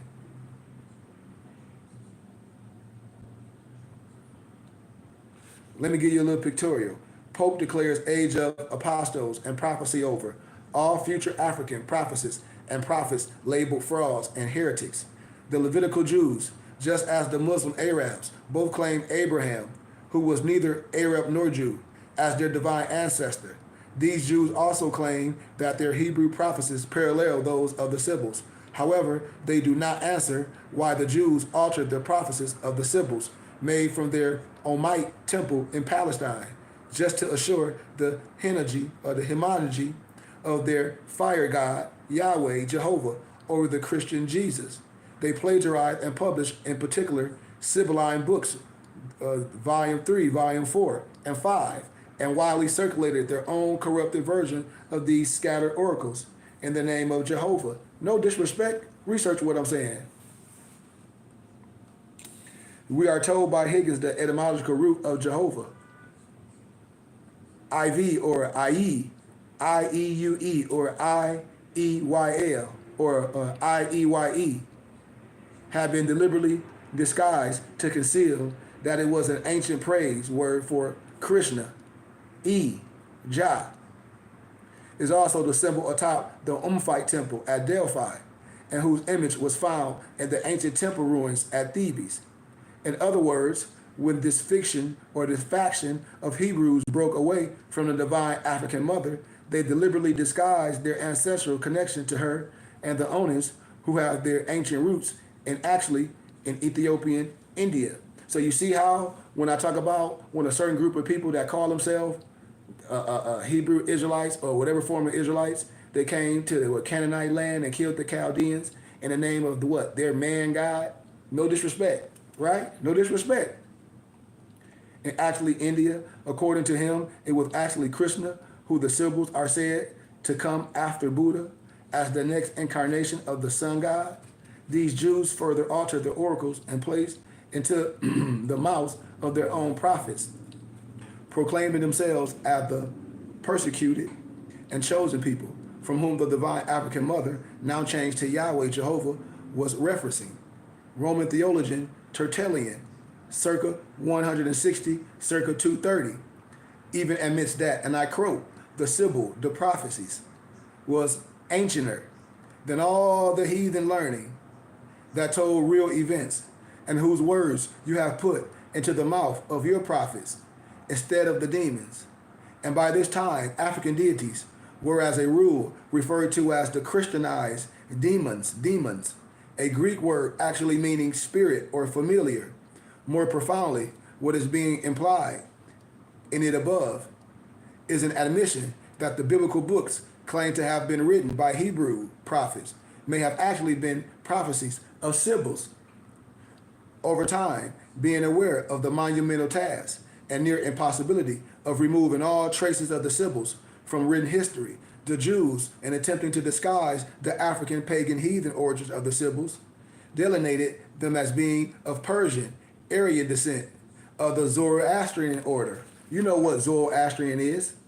However, when one considers the philosophy of Zoroaster, a fiercely nationalistic and virulent misogynistic Aryan prophet who hated women and preceded that most were doomed to go to hell, one can appreciate the utter absurdity and recklessness of such a historic cover-up. Watch this. The Roman Church, in the ignorance and ambition, acquired the doctrine, the Jews' corrupted version, until once could hardly distinguish one forgery from the other. Because they love to say, well, what about Flavius Josephus? And I talk about who? The Pius? That company? That family? You know? That pen name? Writing yourself in things? Not wanting to acknowledge the prophecies as being forged to establish the foundation of Christianity. The Christian papacy forbade the reading of the Bible entirely. Then, in an attempt at covering all of their bases, they historically documented the most famous of these symbols as being white, virgin, saved, pure, and Christ-inspired.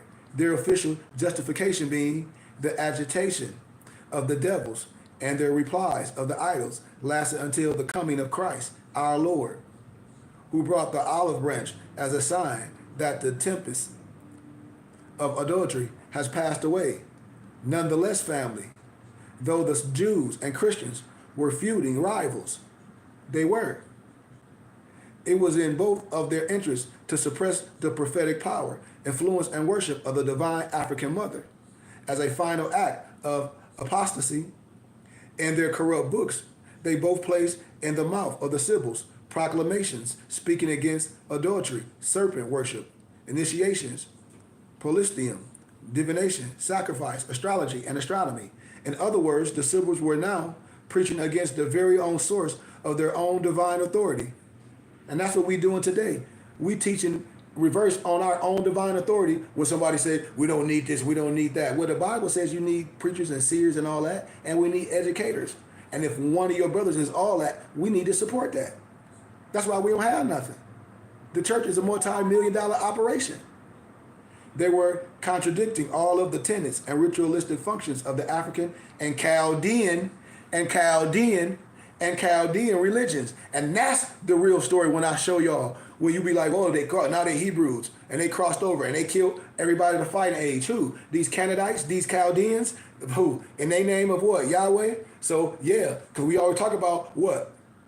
The matriarch and the matriarch, okay, if it was the women, all that, and then now your God, Yahweh, was male, man, then when? So the people under this so-called story, as what? Destroyed the history of the Bible. Based on what? I'm just asking. Moreover, they were contradiction all the tenets of the functions of the religious, of the functions of the African and Chaldean religions, for which neither the Jews nor the Roman Church possessed any ecclesiastical authority, esoteric power, nor favor with the African deities. And this is what Dr. Ben was trying to tell my brothers and sisters. So how you like Dr. Ben and don't like me? We tripping.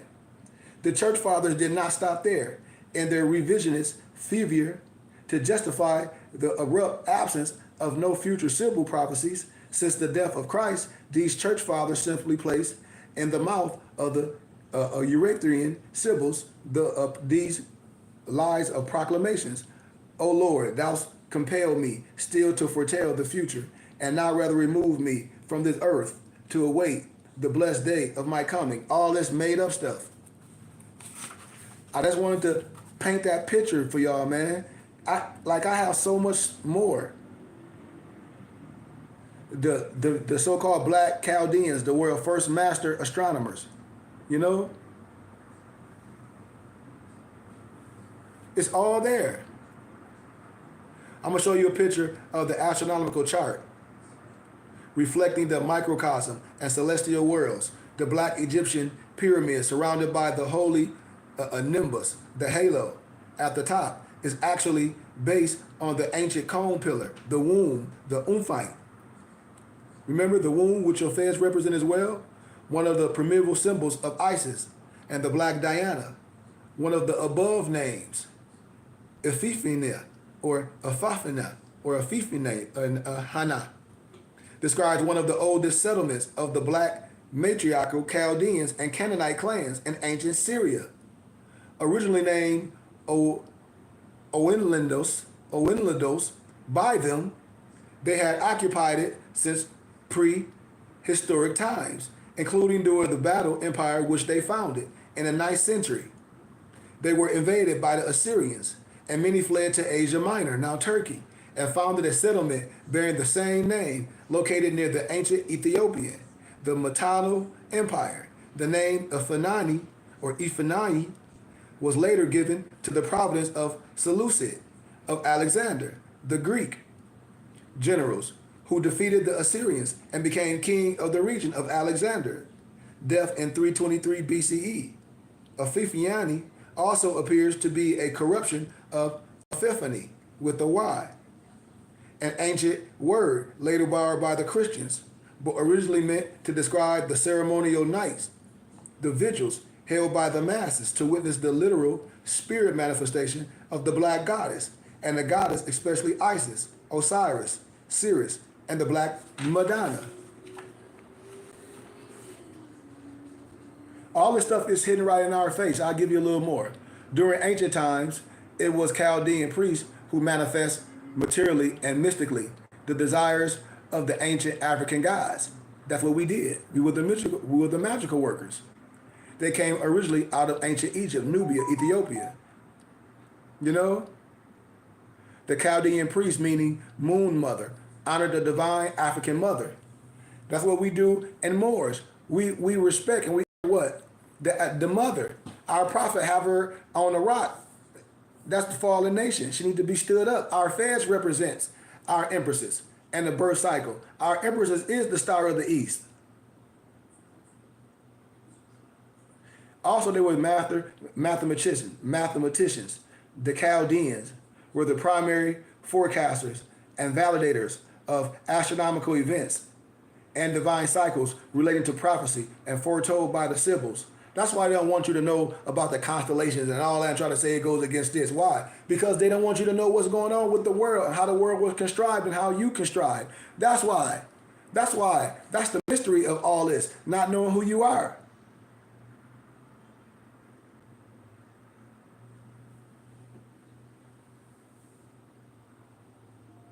Most of the architecture of the Mycenae, Iona, and the Aegean Islands attributed to the Greeks was actually built by these priests and great Chaldee, black Amazons.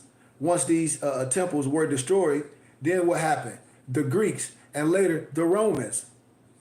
And later the what? The Romans simply rebuilt them, copying the same architectural designs, but anglicizing the sacred images of the gods and the goddesses. Man, come on, man.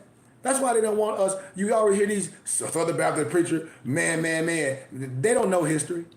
That's why this preacher, it be preachers on TV that be talking loud like Yosemite Sam with that goofy stuff. No culture.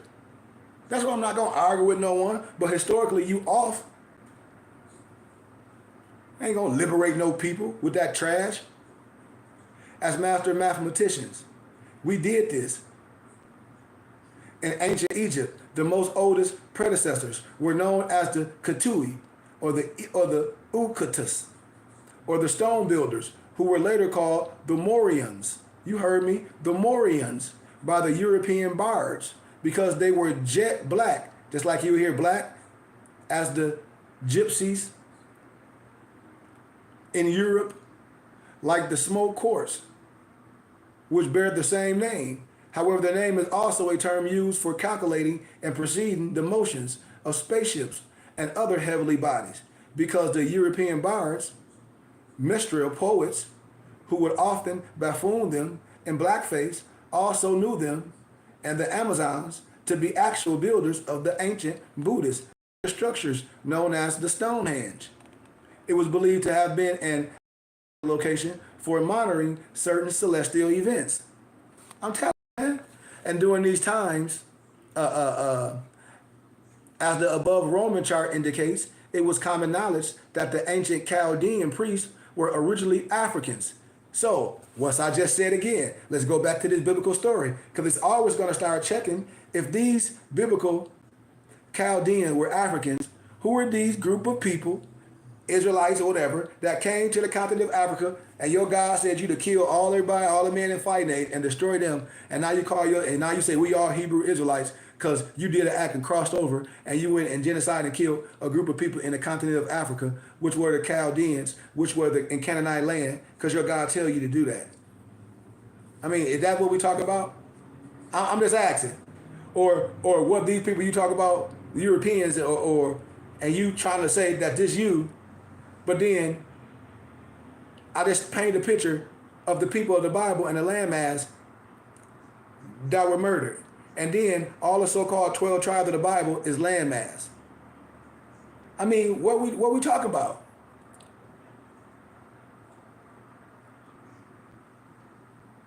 During the Roman, it indicates that it was common knowledge that the ancient Chaldean priests were originally African, as it indicates of the goddesses of the fate and destiny, equal to their contemporary Gabada or Gabadu, and the Mami Vudan. You know, these manuscripts is called the Vudan, the Alpha system of divination.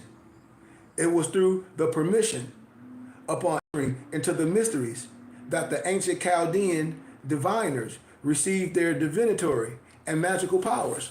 The same way you at the BBT. Look, when I start showing y'all coat of arms, the Sibyl Queen on more coats of arms, wearing the 6-pointed crown of Mami Tanit. All African queens were Sibyls, but not all Sibyls were African queens or prophetess. I'm gonna show y'all civil prophets on more coats of arms.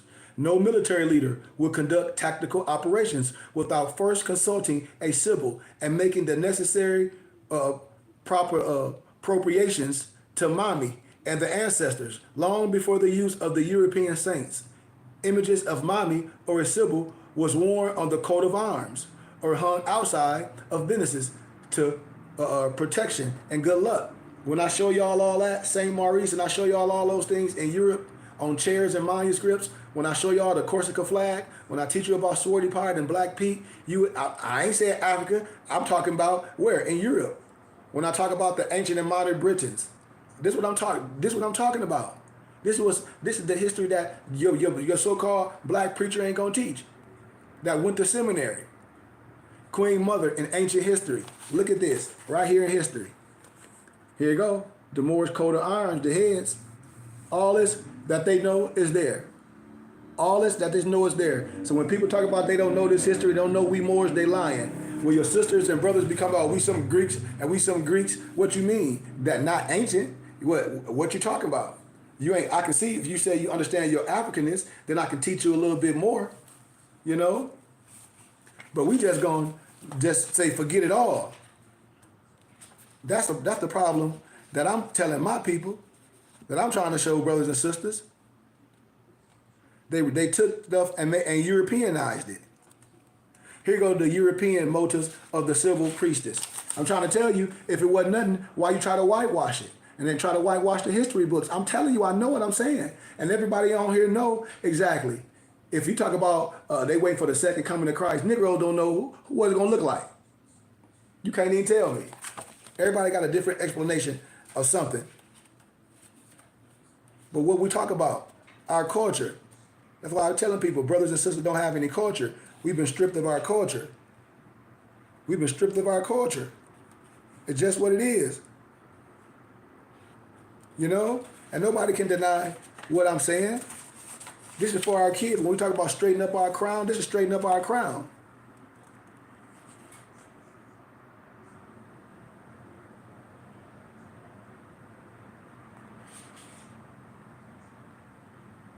The symbols were African and were the main oracles of the serpent worshiping tribes.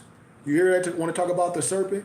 And then when you want to hear about Credo Matua, you know who Credo Matua, the Zulu. David Icke got rich off Credo Matua. Document him. Credo Matua had to go in hiding. When we talk about the other Moors, the Moradine, this science, this Islam, it need to be taught the right way.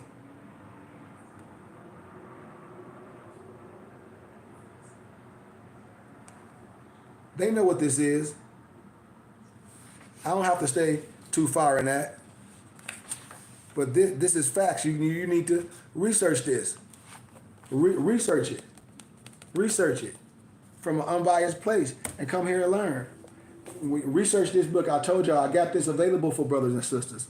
If anybody want this book, I converted this book to a PDF or we print it and bind it. This is a book I try to recommend people to get. When I be on the college campuses lecturing this book, when I say nothing is hidden, just like when one of my mufti was on here, when somebody saying, man, you got everything that we want. And so if I got everything that we want and we need, why we not spreading it? You know? Why we not patronizing it? You know? Yeah, you can, brother.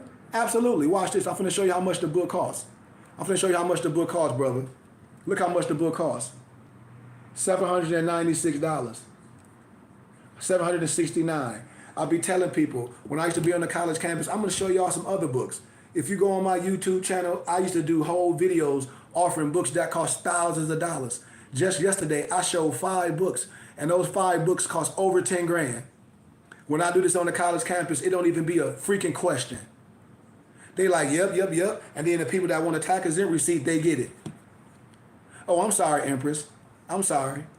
And then I'm going to tell you something else too, Empress. A lot of times when I do these studies with people, when I do it with women, I've done it with men, they act like splinter groups, act like Crips and Bloods. Only time they'll come together is when they in prison, and they won't come together then. But when I do this with our ladies, they be hugging and talking, because that's all it takes is some reason and some understanding and some education. You know, I want the same thing for your child or for your daughter. You know, if your child wanted to be taught and educated and go to school, you would want somebody like me to teach them. That's going to teach them the right way about finances, about being respectable, about agriculture, about history, about economics, micro and macro, about being astute, about how to deal with everybody in culture, but understanding who you are. This is the keys. Having a full library. This is the keys. Teaching your kid about athletics. No matter if this is what you want to do, be the best. Be in good shape. Know how to eat right. Be respectable. That's what everybody wants for their child. Why we have to go outside to get it? Because I believe back in the day the church was supposed to be that, but it failed. We trying to come against that. We trying to show brothers and sisters what we have. And if we have common denominators of we need schools, we need education, we need libraries, we need our homes, we need real mentors, that's things we can agree on. Because the religion, we can't agree on that. We can agree on the science of it. I bet you when I sit down with people, they say, man, I understand. Why? Because the other man that I'm telling you understand what I'm saying. I'm showing you it's your history. And then when I show you these platforms like Amazon, and I show you, you ask me why these books cost that much. You know why. It's packed with wisdom. It's packed with wisdom. And I converted all these books to PDFs, to ebooks, and we print them and bind them. I've showed this a plethora of times. My Mufti Dantes on my Facebook page. We do this as a body. I have a full library with over 1 million books and documents. It's probably no book that you can name that I don't have in my database. I have a half of a library here. I have a whole library in my garage. I have a full storage unit with books stacked to the ceiling like a real library. I have a database with at least 1 million books and documents. And then we can burn the books up and I can go over them verbatim, like in martial arts. When a young master learned from all the ancient teachers and you allowed to study all the manuals, and the first thing they tell you to do what? Tear up the manuals and write the science. Watch this other book. I'm going to show you. Let's see if it come up. Watch this book. I just showed this book. You're going to be like, why this book cost so much, Sheep? I just told you. Look at this book right here. Melanin, the chemical key to black greatness. Look how much that book costs. I just showed this book the other day, Empress. Nobody wanted the book. but I got a couple of my platforms up, and a lot of my followers from GCU, the alumni where I got my dual master's degree at, they got all the books. They like Sheik the book on Amazon for $2,499, and it's used. They say it's used good, and you got all these books. I got, and I'm like, yeah, I show everybody this. I got all these books. I print them and bind them. Like, I really do this. Watch this. Watch this.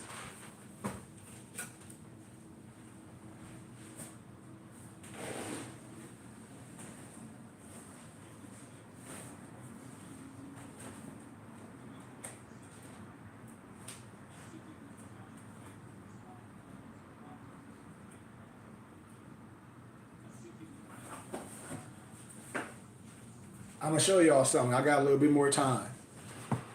That's why I say we lost. Like I said, why? Because we not educated. We send our kids to education. They get about some black, all dead. According to science and law, black means death. Now I'm gonna show you some books, and you look on Amazon how much they cost. I print and bind books. I know European professors. Peter Moon used to come to Grand Canyon University and lecture on our prophet.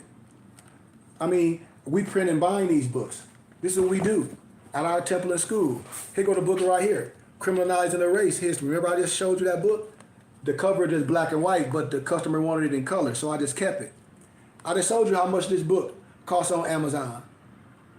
I just showed you how much did it cost again? Let me see. Let me go back to it. For we can be doing this the right way. Criminalizing the Race cost us $769. And here go the book right here. Right? $769. It's right here in your hand. Why wouldn't you want to deal with somebody that look like you? Man, listen, watch this. When people deal with me that's connected to me, that I want to come and learn, because I teach systematically on Saturday and Sunday and Friday, I'll be asking people if they give $40 a month, and I give people a taxes and receipt because I'm trying to really get our brick and mortar again. I say, you connected to me, I'll give the stuff to you for pennies of a dollar. Why? Because I want people to have it. Because I'm trying to fill a hole. That was my whole oral dissertation when I got my dual master's degree at GCU. Them professors was going crazy. They wasn't upset. What happened was, it blew their mind that I took the time to do that, because Google did these things. They done took books and took chapters out the books.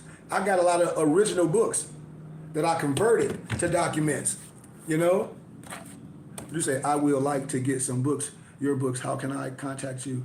I'm about to show you. Like I told y'all, this book. Look, this book might be unavailable on Amazon. I got all ancient books and I converted them to PDFs. How? Through my academic endeavor. I used to be at the library all night. Sleep. So, and then after all my YouTube messages, because I have my Temple and School YouTube message page, Empress. It's the Burning Bush Tabernacle Science Temple and School on YouTube, and all our information runs at the bottom. But a lot of times after I do my teachings or after I speak, I give everybody my information, and I do it like this. If you want to contact me for books, if you give any donations, I'm going to give you literature. If you give $10 or $20, I want you to have literature. I'm not no gatekeeper. Why? Because you took it out the heart to support something. So a workman is due his hire. I'm showing you what the value of this paper is. It's only paper. You should want the wisdom. So you can have this downloaded on your tablet. You can travel with it, read it, or you can print it and bind it at Office Max or Staples. They'll charge you a price, but we'll charge you the same price. It'll be printed and binded like this. So I've showed you the price of it. So if I ask a person, I'll say, man, give me $40, but I'm gonna give you more than just that. If I say I'm gonna give you $40, I'm gonna give you more than just that, because I want people to have it. And so when I say my email is Goodman, GOODMANKHARY @gmail.com. That's my email. Once again, Goodman, GOODMANKHARY @gmail.com. My office number is 602-473-8767. I'm a real person.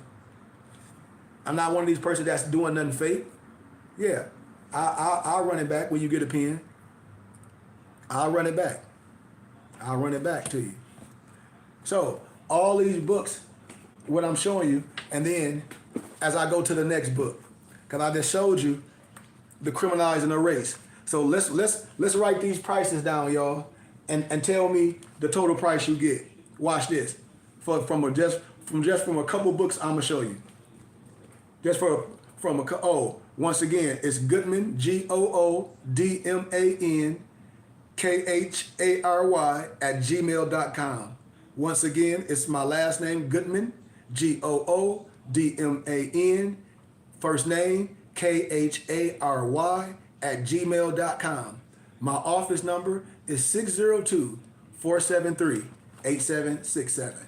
I answer texts and everything at this moment, but right now I'm not answering calls, because it's late, because I'm getting ready to do some more work.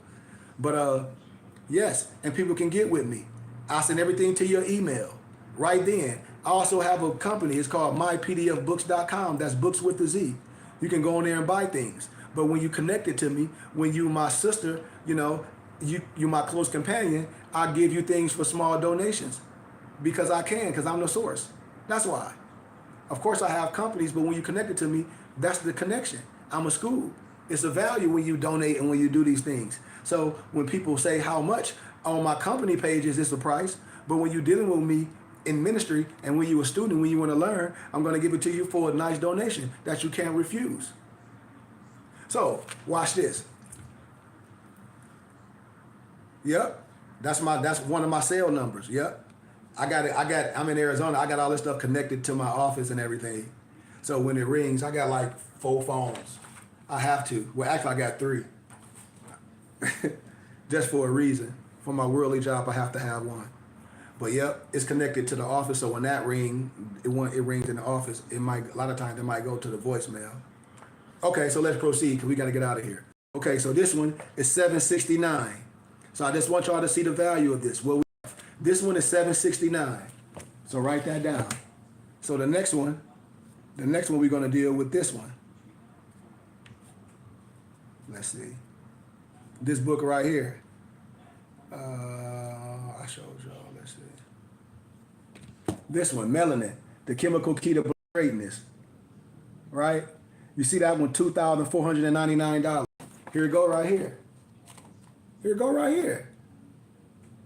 Here it go right here, right in my hand.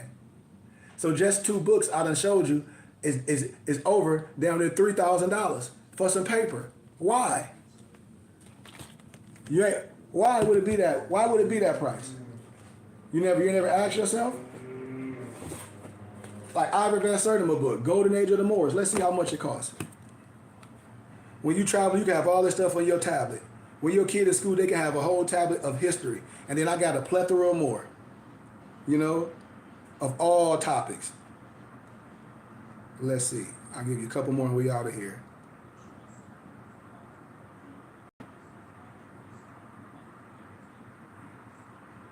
This one might not cost that much, but why would you want to get it from somewhere else and you can get it from me? Okay, $144. The Golden Age of the Moor costs $144. Here it go right here, the whole book. Here it go. Here it go. And you can get the book. I'll go chapter for chapter and teach you the whole book. You'll be like, damn, how you know that? Because I lecture this stuff. Here go another book. Let me see. I had to print 2 because the customer wanted it in the color. Let's see how much this one costs. So do the math. This one was $144. Add that up. I'm finna do another one. Watch this.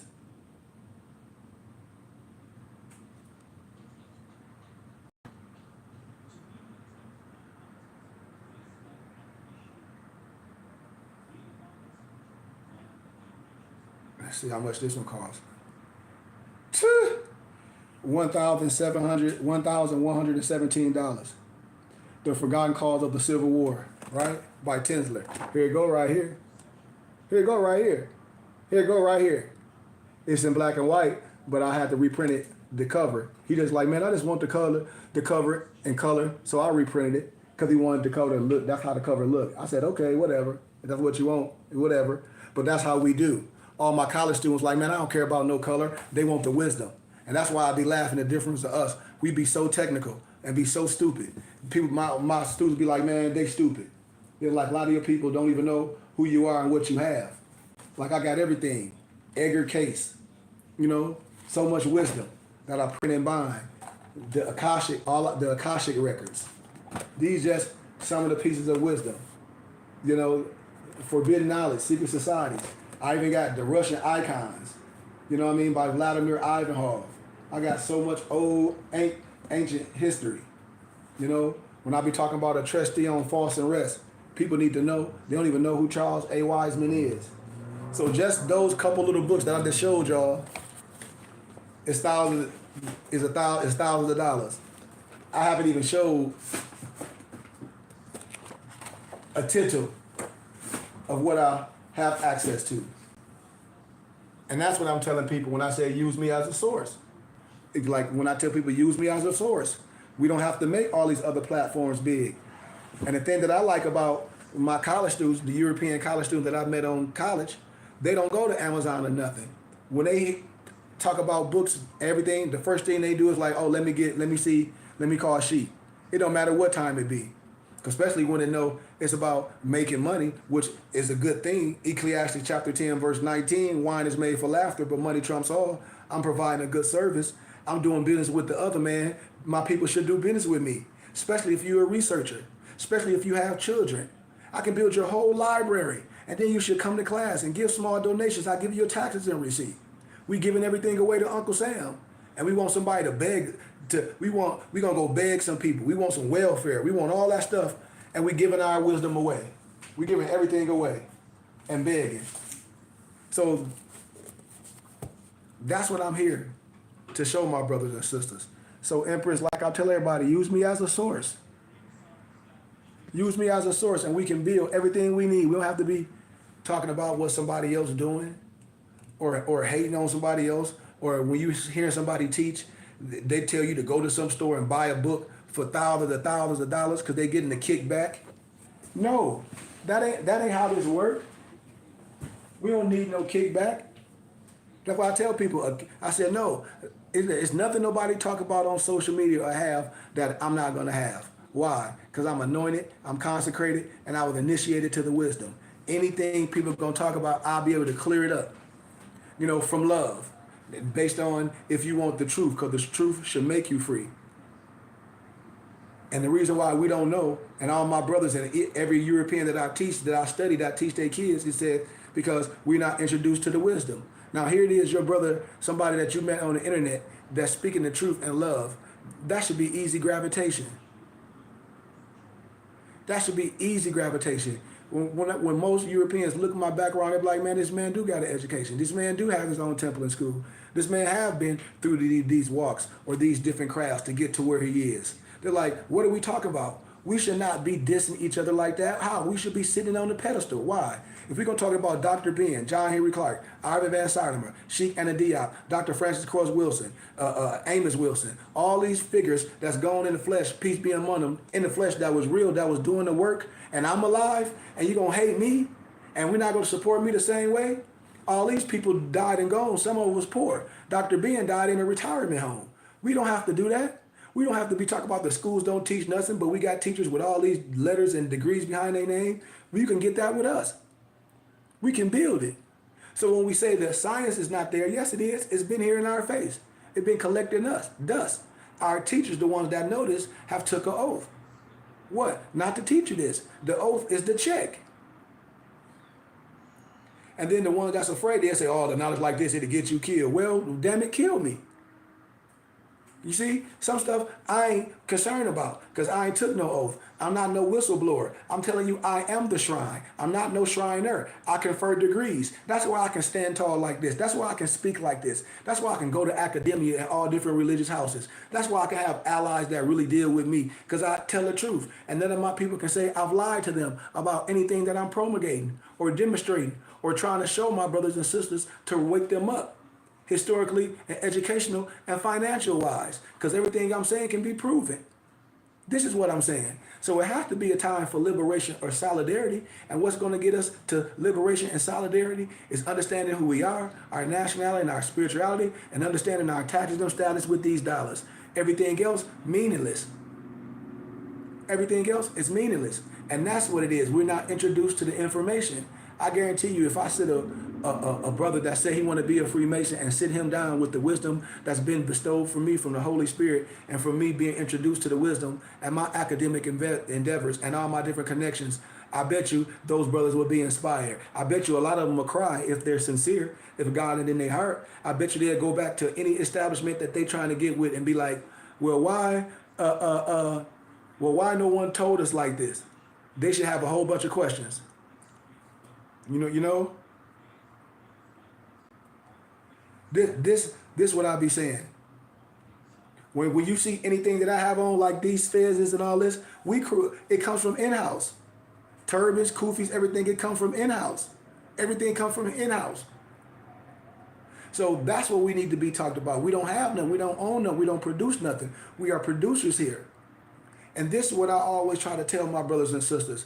It's no nation without our women. That's another thing too, Empress, that I always like to clear up. This ain't no male thing. This ain't no Southern Baptist. This ain't no Negro fraternity, no Negro masonry, because it's women that's in the craft too. You are the star of the East, not no Eastern Star. You are the star of the East. The white fez with the gold tassel represents you, my beautiful Empress. It represents you. What? That white fez with the gold tassel represents you, your birth cycle. And even my fez, no matter what color it is, one of the esoteric sciences of that fez is your birth cycle and you. So when we go there, this science is all about you. You see? This is what I always want to share, where I have so much to share with my brothers and sisters, that I want to connect it. Even when I talk about the woman is Mayat, the garden that produced food and life. All this stuff is what been stripped from us to keep our culture not being connected, because Immaculate Conception is man, woman, and child. And 9 months the child is it happening. When we say submission, it ain't no submission like that. It's what? Dedication. 100. We create family. That's culture. And more science, the man and woman sits on the throne together with the child. That's the Ankh. That's life and that esoteric understanding. It's nothing separate with us. It's nothing separate that I teach a selected group of men or women and all that. I teach them all. But the whole thing is, what are you willing to sacrifice? Are you willing to sacrifice a little time? Are you willing to sacrifice a couple dollars to support the ministry and us to write literature and us to get our brick and mortar again? And us to continue to do things and be able to travel and help people and help college kids and do all this stuff and help people in their stressful times and give people taxes and receipts and give brick and mortar and show that we can do this stuff and we own what we can produce. That's the image that I'm trying to portray. And I'm not destroying no one religious perspective. I just think no one knows it. And when we have an intellectual conversation and speak about this, I can say, man, my Islam Muslim, you saying Christian this or Jewish this, but a lot of your tenets come from that. And the historicalness, they all know that we more. So who is playing each other? Even with this Masonic science or this Kemetic science, our brothers is confused.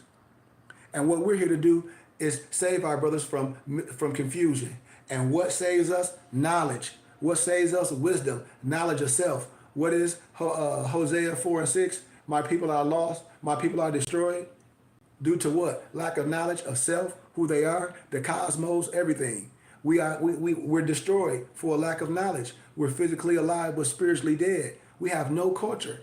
We have nothing that we can identify to say our own. Everything been stripped. And everything that's been given to us is what somebody gave us. From our name to our culture, how to believe, how to pray. Everything that was given to us. Your conqueror gave you a certain form of religion. Because if it wouldn't, then you will understand the words that are coming out of my mouth. And you will see the connectiveness of the scriptures and history, what I'm demonstrating to brothers and sisters. So once again, man, I give y'all love. Get with your boy. You don't have to go to Amazon and get no wisdom. Support your brother, man. We need it. And I'm telling you, put some good spirits out, because we're going to get our first brick and mortar again with my brothers and sisters. If it's starting in St. Louis, which I want it to be, or my city of Flint, or if it happened at the same time with both, and in Arizona. If it just pop off like that, if the right connections come in and the right people come in, they say, Sheik, yes, we see this. You know, you text me, let me see. Let me see. I don't see nothing.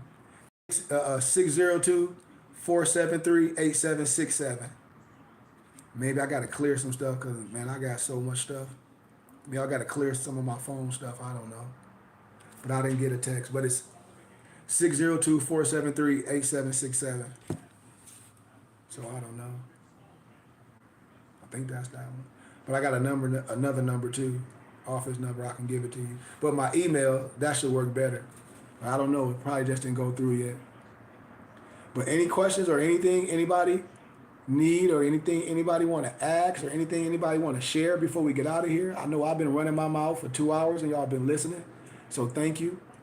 When I'm on the college campus, I'll be having to beg to leave because I'll be having to go over books and sell at the end. But is there anything anybody need or any question, any specific question anybody asks or anything? Long as it's, how can I say, reason, not no belief system or, anything like that that may be disrespectful. But if there's anything that anyone want to ask, this is the chance right now with respect and love. So if anybody want to ask anything right now is the chance. And I give y'all gratitude for taking time out your day. Listen to me. But I'm going to give a couple more minutes to see if anybody got anything they want to ask. This is the time.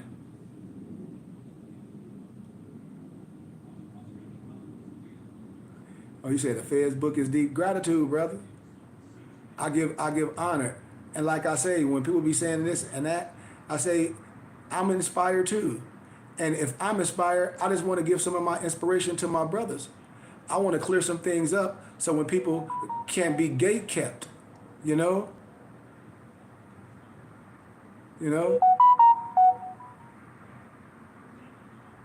That's what I do. So gratitude for the kind words, Noble. Gratitude. But that's what I do. So when people talk about things and people may have watched videos and you may hear people say something, but then you may say, damn, where that book or where that come from? Or a person may heard or watch Bobby Hemmett videos and be like, well, damn, Bobby Hemmett's so smart, And I say, how can he be so smart? And I got all the wisdom. I have the whole library. What you mean, how? I just tell people. I'm telling people. It's nothing nobody can have. No, when people be saying this, I say, man, that lower level masonry can't do nothing. Okay, I just got it. Your email, hide this, Rainshire. Okay. Okay. Yeah. I wonder why your text didn't go through. But maybe I clear some stuff. And this is what I tell people. I say this. I don't want all my work to be deal with a different group of people. I'm telling people I'm in Arizona. It's not that many people that look like me. A lot of people that look like me, they've been lying and going to prison or with that fake sovereign citizen stuff. So I've been introduced to another group of people that want to do interviews, that want to do podcasts. I've been asking my people. I'll be like, man, somebody please create something, because I can't keep not doing it because I do a lot of this stuff on my own. Unless when we have Saturday and Sunday with our scheduled classes, when it be on platform and people running it for us. But I have a lot, and a lot of people don't have time to do these recordings, and it's other people that want to do it. Like I tell people, it's so much. I ask people any questions. When people be saying who they been gatekeeped by, and I ask a person this, who's gatekeeping you? And this is what I ask people. I said, who's gatekeeping you and what's being gate kept? We can have these discussions. We have to be, and the thing what I say with people, we have to be willing to clean our own community up. We can't be afraid. And that's what I talk about, the protection. When people know people have nothing, that's like they try to make people shut up that have big mouths. That's why I talk about protection. It got to be somebody that's anointed and consecrated. How? That's been on the throne already. That conferred degrees. That the ones that you think heavy can do that. Family, from my job to work, from home. Well, you said, Carla, of course. Like, let me say something like this, Carla, and let me ask you this, and let's just be honest, because honesty is going to be the only thing. Have we said some things, or professed some things that may rub a person the wrong way, because some of the things that we may profess out of our mouth that may not have been correct? What have we said currently or in the past that have severed those relationships? Is there anything that we can come up with, or is there anything that we can say honestly, it's like, this may play factors of this severing my relationships? Because you say, hell yeah, right knowledge. Okay, well, I have right knowledge, and I don't have that problem. And I'm older than you, young soldier, young noble. This is what I'm saying. So how are we promulgating it? Are we going to tell somebody that they're wrong? Are we on the corner like a Hebrew Israelite or somebody telling them that I got this right, and you got this wrong, and this, you know? And then if we that way, a person can look at your life and they may say, well, all that stuff that we may know internally is not physically operate or manifesting in an individual's life. Because this is what I always tell a person about what we know, the things that we may know in our head. If we have that much power and wisdom, some things on the outside should manifest as well. We should look in the mirror and live in a life of strife. You know? Because when I go fully over my background, and when people see my full background, when I demonstrate it with the kids, they don't like me because I think I'm smart. They like me because they can relate. Because I done been in those dark places. Everything that a young man that is going through, or anybody that's been hurt, I done been through that 10 times. I don't have to talk about it and brag about it. That's why I stand strong in my convictions. Because I said if I talk about it, a lot of people won't be able to live the life that I've lived and came out of. A lot of people would have gave their life away, or would have been killed, or would have went crazy. I told you I can name 10 of my close families that I buried. My baby brother, Akil Jelani Goodman Bay, was one. So when I tell brothers and sisters, when I come from the heart, when I come from the love, when I hear Moors be like, oh, they being ostracized at their job and work and all this, and then I ask them, well, how and what are we demonstrating? Because if we demonstrating things out of our mouth, because one thing I teach and I show the prophets from our proclamation declaration, I read it all the time. I say our idea for our salvation. Stop flashing our cards at Europeans, it causes confusion. Remember your card for your salvation. You know? See, that's the thing. You tell them you Muslim, that's the thing. When I tell people, that's the thing. Muslim how? Because I tell people, I'm not Muslim. I'm a Moor. I'm under the triple rose. I'm Tasawwuf. And this is my tell people, why do we feel we have to answer people? I always answer this to people. Because if it's no concern, especially at the job, there's no reason for you to answer these things. But this is just wisdom. And this is just understanding, because that's confrontation. And as a master, as a person that know how to defend himself and win at every time, a defense, one of the major defenses when you're always thinking is what? Avoiding confrontation. Because you don't want to break nobody's neck. Because if you're under wisdom, the wisdom can be demonstrated in a better fashion. And they don't have no right asking you that on your job. That's between you and your employer. Nobody should be asking on your job what your religion is. And if we tell them, then we open a can of worms. It can be reversed on you. And this is what I tell people about laws and about the laws that govern your state and all this. I tell people we can get our own selves in trouble. How? By not knowing the laws that govern our state, or the bylaws that govern our state, when some things shouldn't even be spoke on if a person is given wisdom. And all I'm giving is wisdom as an elder. I've been in that place too where I always wanted to tell somebody, or when I learned something, I felt everybody didn't know something, and everywhere I went, I was gung-ho with it. And you can mess up, you can sever a lot of relationships. You can mess your job up. Some states have the right to work state. Some places, if you talking anything on the internet and you saying some stuff crazy, that means you trying to overthrow the government. They can walk you out of your job. This is, and then when we say Muslim, and then that's like when everybody, like for instance, people be showing me stuff from Bobby Hemmett and all this, and I said, well, have y'all ever watched the video of Bobby Hemmett telling all the Moors they're gonna take their asses to jail? You know, I say, do they show that? Do they show Bobby Hemmett when he talk about them paper pushing Moors, when they always talking all this crazy stuff, and then Bobby Hemmett say, oh, y'all gonna go to jail? They don't promulgate that. Then they say, well, Bobby Hemmett don't know what he talking about. Well, C. Freeman L was one of his homies. This is what I be telling people. People don't be know what they be talking about. They be misconstruing things. All that. Are we telling people that this paper terrorist stuff? Do we have a true mapping guide when we're promulgating these things, or did we just watch videos? and picked up some books. And that's what we have to be truthful about. Because this science we under is tasawwuf, is map and guide. It's systematics. It's in the flesh.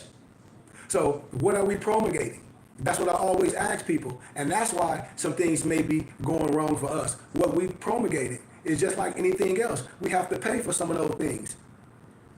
Just like when I say we didn't know that. We can be sincere, but what people must do is admit that they were sincerely wrong. How? By your delivery.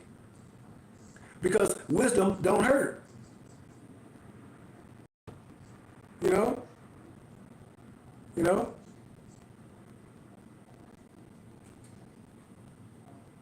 This is what I tell people. We can get misconstrued with false information and be sincerely wrong. So when I tell people I'm in Arizona, which is a red state, I travel, I go all over. I've worked way more jobs than most people. I get people jobs. I go into prisons. I ain't had no problem. I done mentor European kids, all different type of kids. I done been going to prison, lecture at the Boys and Girls Clubs. I ain't never had no problems. When I was working certain jobs, I wear my fez and my turban, all that, with no problem.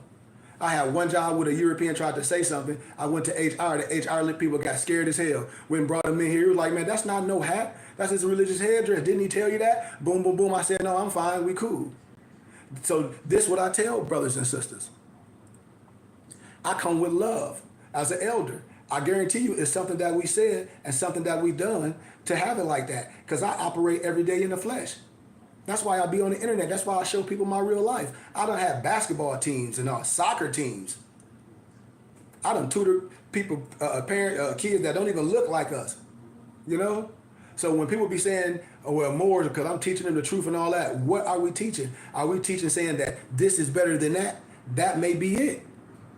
And maybe we shouldn't be teaching nobody.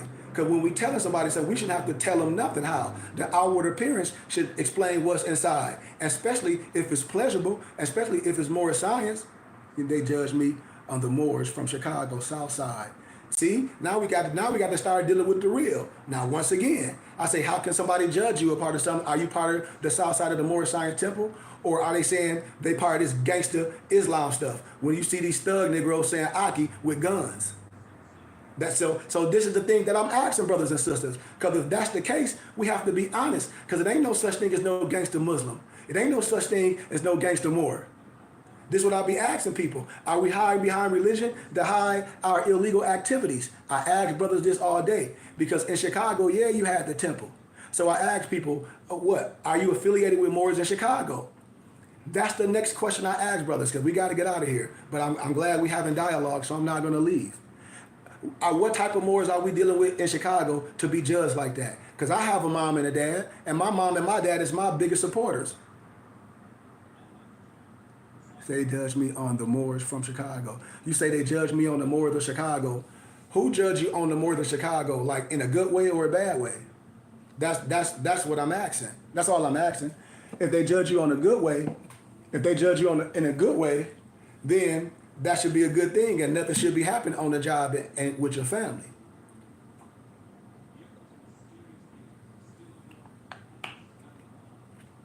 Okay, your family in a bad way.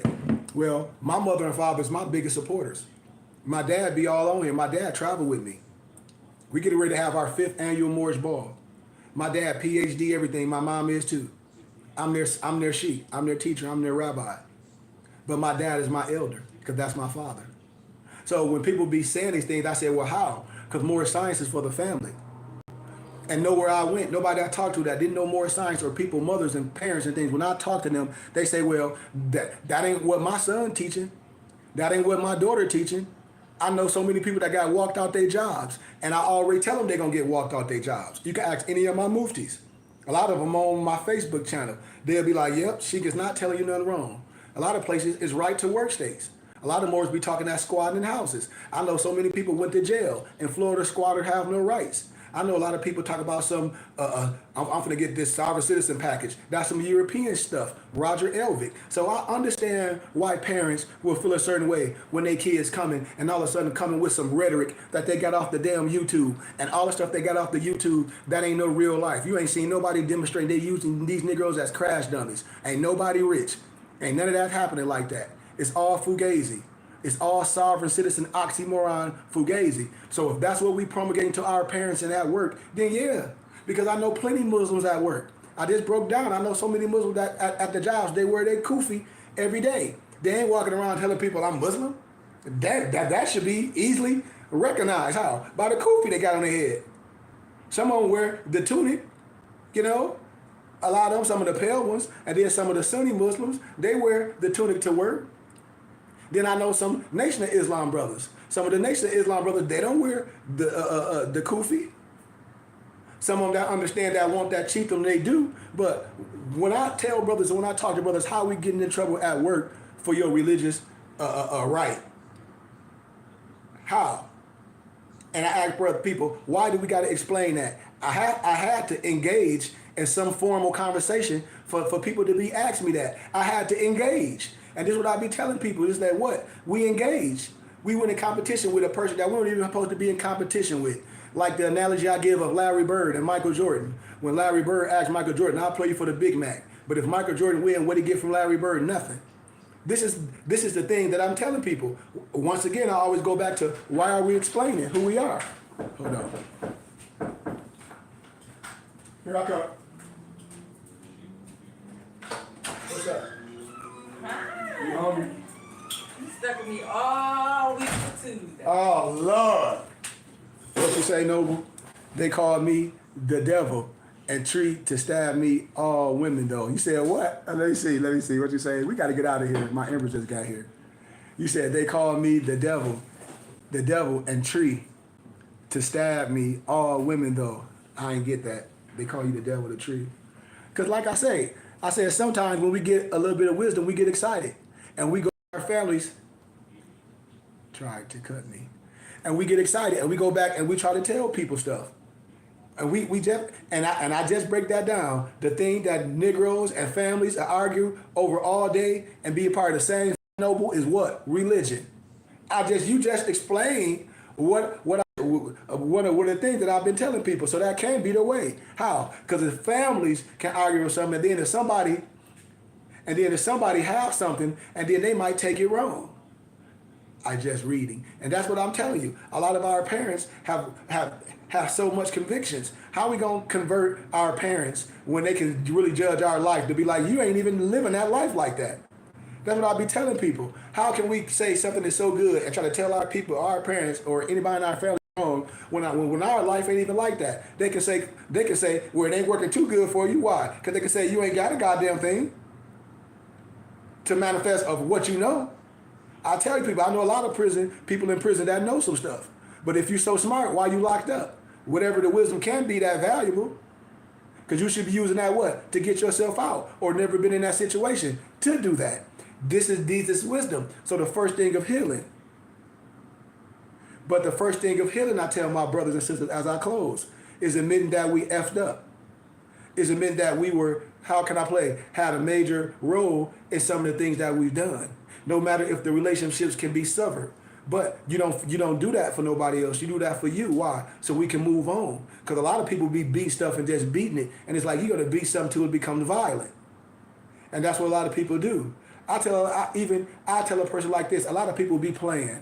And that's another thing too. How? Because a lot of people just want to debate and agitate people and with no purpose, no movement. They don't be a part of no movement or no nothing. So that's another thing too. A lot of brothers don't be having no purpose. A lot of brothers don't be having no purpose. That's another thing. And that's all I want to say. I don't have no problems navigating on this earth plane.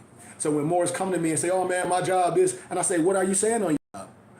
Oh, it got to be something that you're saying that's offensive. Because it got to be, if I got muftis all different age and they all work in different professional fields, I got different empresses that work in different professional fields. How can somebody that say they're more and they understand and they in trouble with or their job is messing with them and their family and all this, what are you promulgating? Maybe it's not more science. It can be. Now, a lack of understanding can be illuminated, of course, because those things can be proven. But when we hitting and when we punching something, especially as a young man to somebody older, a person can say, man, you ain't been through this enough. You said, I had a Nubian who art won't touch. A Nubian, okay, under Dr. York, under that, well, Oh, if that's what you're saying, if I'm not mistaken, who at work, you said I had a Nubian who art won't touch. I don't know what that means. I don't know what that means. But I got to get out of here. But I want to ask you some questions. You talk about Nubian, the study Dr. York, the Yemenis per se, and they try to twist certain things. Is that what you talk about? A Nubian? You know me? Phone company. You talk about Nubian. Yeah. Oh, okay. You said, yep. Yeah, see? That's what I be telling people. I say, well, give me some more specifics. Okay. Man, all these Nubians know Dr. York was a Moor. All of them know Dr. York studied Moor science. What Dr. York had is access to the tablets, the Egyptian tablets. That's the Syriac language. That's why I say a lot of Dr. York stuff is valid in certain European places like Russia about the Anunnaki. So a lot of his tablets is valid. I have them all. This is what I tell people. I have them all. That's why I say when you look at the tablets, and then when you look at all the Egyptian manuscripts, the Metanetters, the language, the ancient language, and all this, the wisdom is valid. You see, he wear fez. You know all this. All of them understand this science. All of them went through the science of Noble Drew Ali. A lot of these brothers in the conscious community, they know this. They give credit to Dr. Malachi Z. York. If he was in this craft, he would be known as this. If he was in that craft, he would be known as this, the same way I have. But people get power sometimes and it corrupts them, absolutely. But the wisdom, that's why I tell people you got to deal with the wisdom. Because we don't do the so-called European figures like that done the same things. We still praising them. We still got them on the pedestal. So I say deal with the wisdom and gravitate to someone that's in the flesh that can do a good thing in the flesh. So once again, I say these brothers is set tripping. It's almost like the conscious community. When you see these brothers in all these so-called crafts arguing. Over what? Stupid stuff. So I don't know if that's what you're saying when you say a Nubian. I said, what can a Nubian say? I said, what can a Nubian go against to what I'm saying? Just like I know a brother that been locked up for years. God, I was like, Sheik, if you was in prison, they'd keep you in solitary confinement like they did Dr. York or any brother that's heavy, that's synchronized to science. I don't diss wisdom. I have all the holy tablets. The holy tablets ain't nothing but Egyptian manuscripts and old ancient language. What Dr. Yorker did is put it on his own pictures in it and his own twist. So a lot of those pictures is just the pictures from his own hippocampus. Those pictures are not ancient, but the wisdom is. I can show the wisdom in all this, like in the Moorish Quran. I can show you the Brahmin text, the Vedas, down to the I grant where in your Moorish Quran. You see? So that's what I'm saying. I think my people want to see me do better than them because all this knowledge made me a better person. Once again, brother, in wisdom, don't nobody want to see you doing less than them, or if you're saying your people don't want to see you doing better than them, I think that's not wrong. You looking at things at the wrong degree. Maybe they don't understand what's going on with you. But giving a person that much power is like you putting focus on that. So when you put focus on this negative thing and you putting this mirror up, that's the first image that come out of that. That shouldn't be the first image that come in your hippocampus. That shouldn't be the first image that come to your hippocampus. They just don't understand. That's a level of degree. That's a level of degree it is. So it's still a level, but that's not for you to figure out. That's for you to conquer. So what? In the midst of what? Your whole perspective changed. The way you change. How? Because in a moment, in the twinkling of an eye, when I was a child, I act like a child. I talk like a child. I might have dressed like a child. I might have been in debates and try to prove everything like a child. But my, when I become a man, when I come erect, then what? I take on all qualities of a man. When I become a man, a lot of us are not at that level as a master, a able, a noble. We may want to get there. We may think it. We may look at other things and think this task is easy. But a lot of this overcoming, I tell all my nobles, what? It's your regular life. We thinking it's so complex. You look at your regular life. Are you a pleasure to be around? Because I am.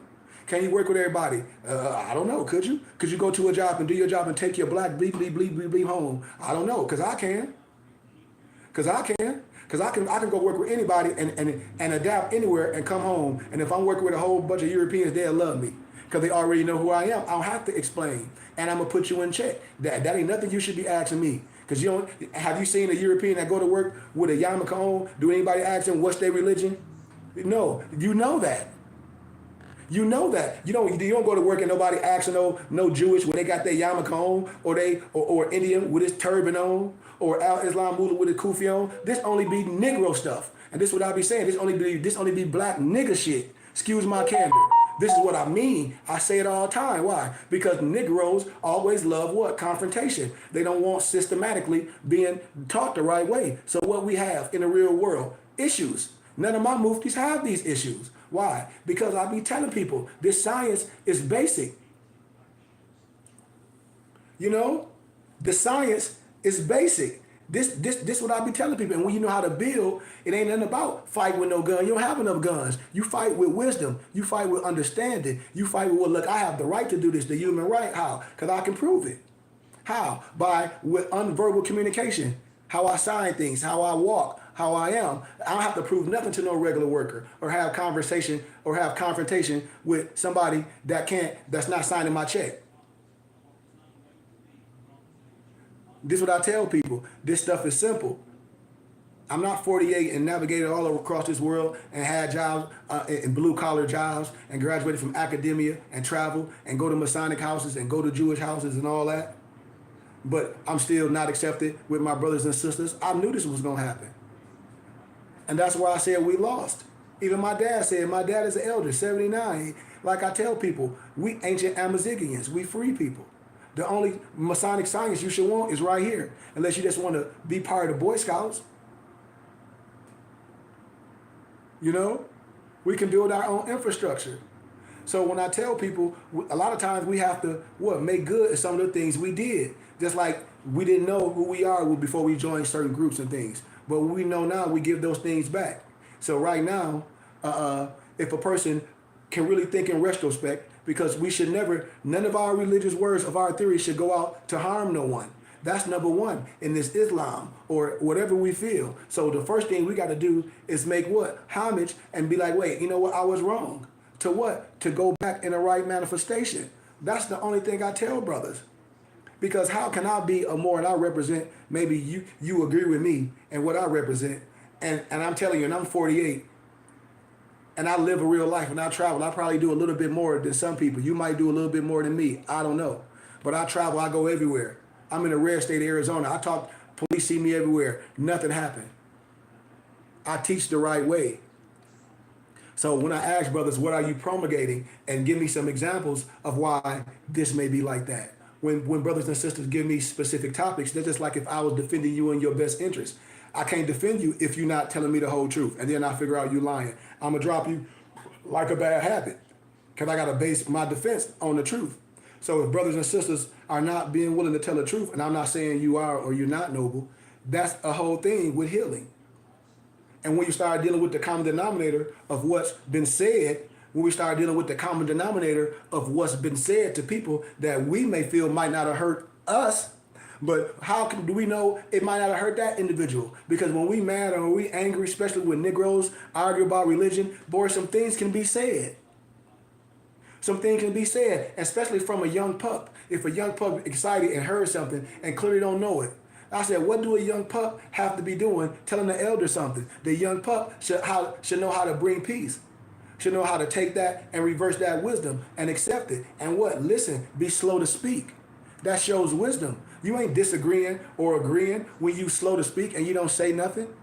You absorb it and you bring it back for discussion, for matter-of-factualness. And if it come up again, now you know how to bring that back to a person and say, hey, remember the last time this and that and the other? I was just saying because I was studying this with my sheikh, with my teacher, and this came up. Have you ever looked at it like that? That's going to change the whole paradigm. Why? Because now you see that not only that you have researched something, but you with a research group, and you say your sheikh, that's an elder head, just like anything else.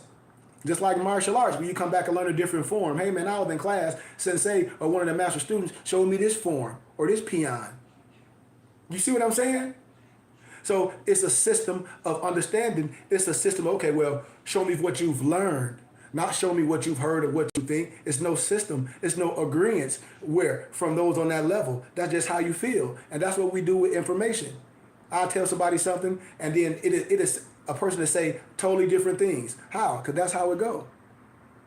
And this is what I'm saying about the first level of wisdom is what? To be ready to be educated on something. If we ready to take things and just be talk, and like we teaching somebody and telling somebody something, that's ego. And that's what happened to a lot of people. That's why a lot of people, when they get into this science, especially young men and old men, their families be destroyed. You know? That's what I tell people. You say you like to partake in the martial arts class. I tell people, a lot of people say what they want to do. I get it. But a lot of things, no disrespect, if you were taking a martial arts course with some people, I'm sure it costs. No matter if it's at the YMCA, this is what I be telling people. Until we're willing to give up some money or be members and be students, we can want to do a lot of things. But all that stuff take time. I used to do these things. My Empress right here. We still got our damn uniforms. I used to have our sensei come teach classes at the temple. I'm just a master student. But then people be wanting things but don't want to put no money behind nothing. And I say, I get that. I say, I know what we want. We got to have a community and be willing to cipher some of that money that we have to what I just said to get a tax and receipt.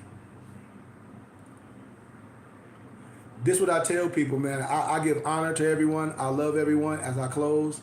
But until we be structured the right way and accept structure and spread structure and try to do it the right way, we're going to always be, like I call ourselves, rogues. We're going to always be trying to pick up a certain craft. And it's perfecting you first. And that's what I tell people.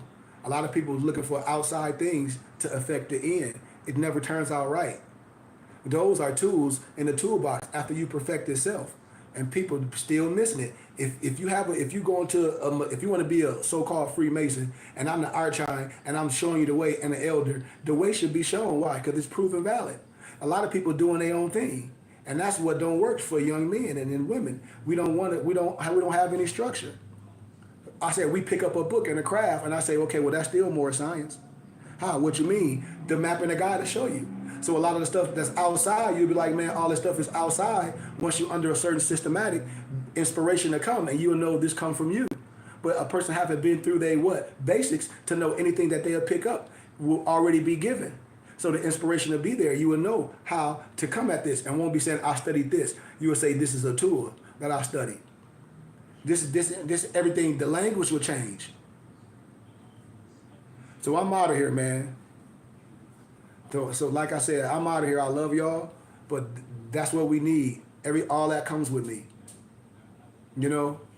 So peace, light, and illumination.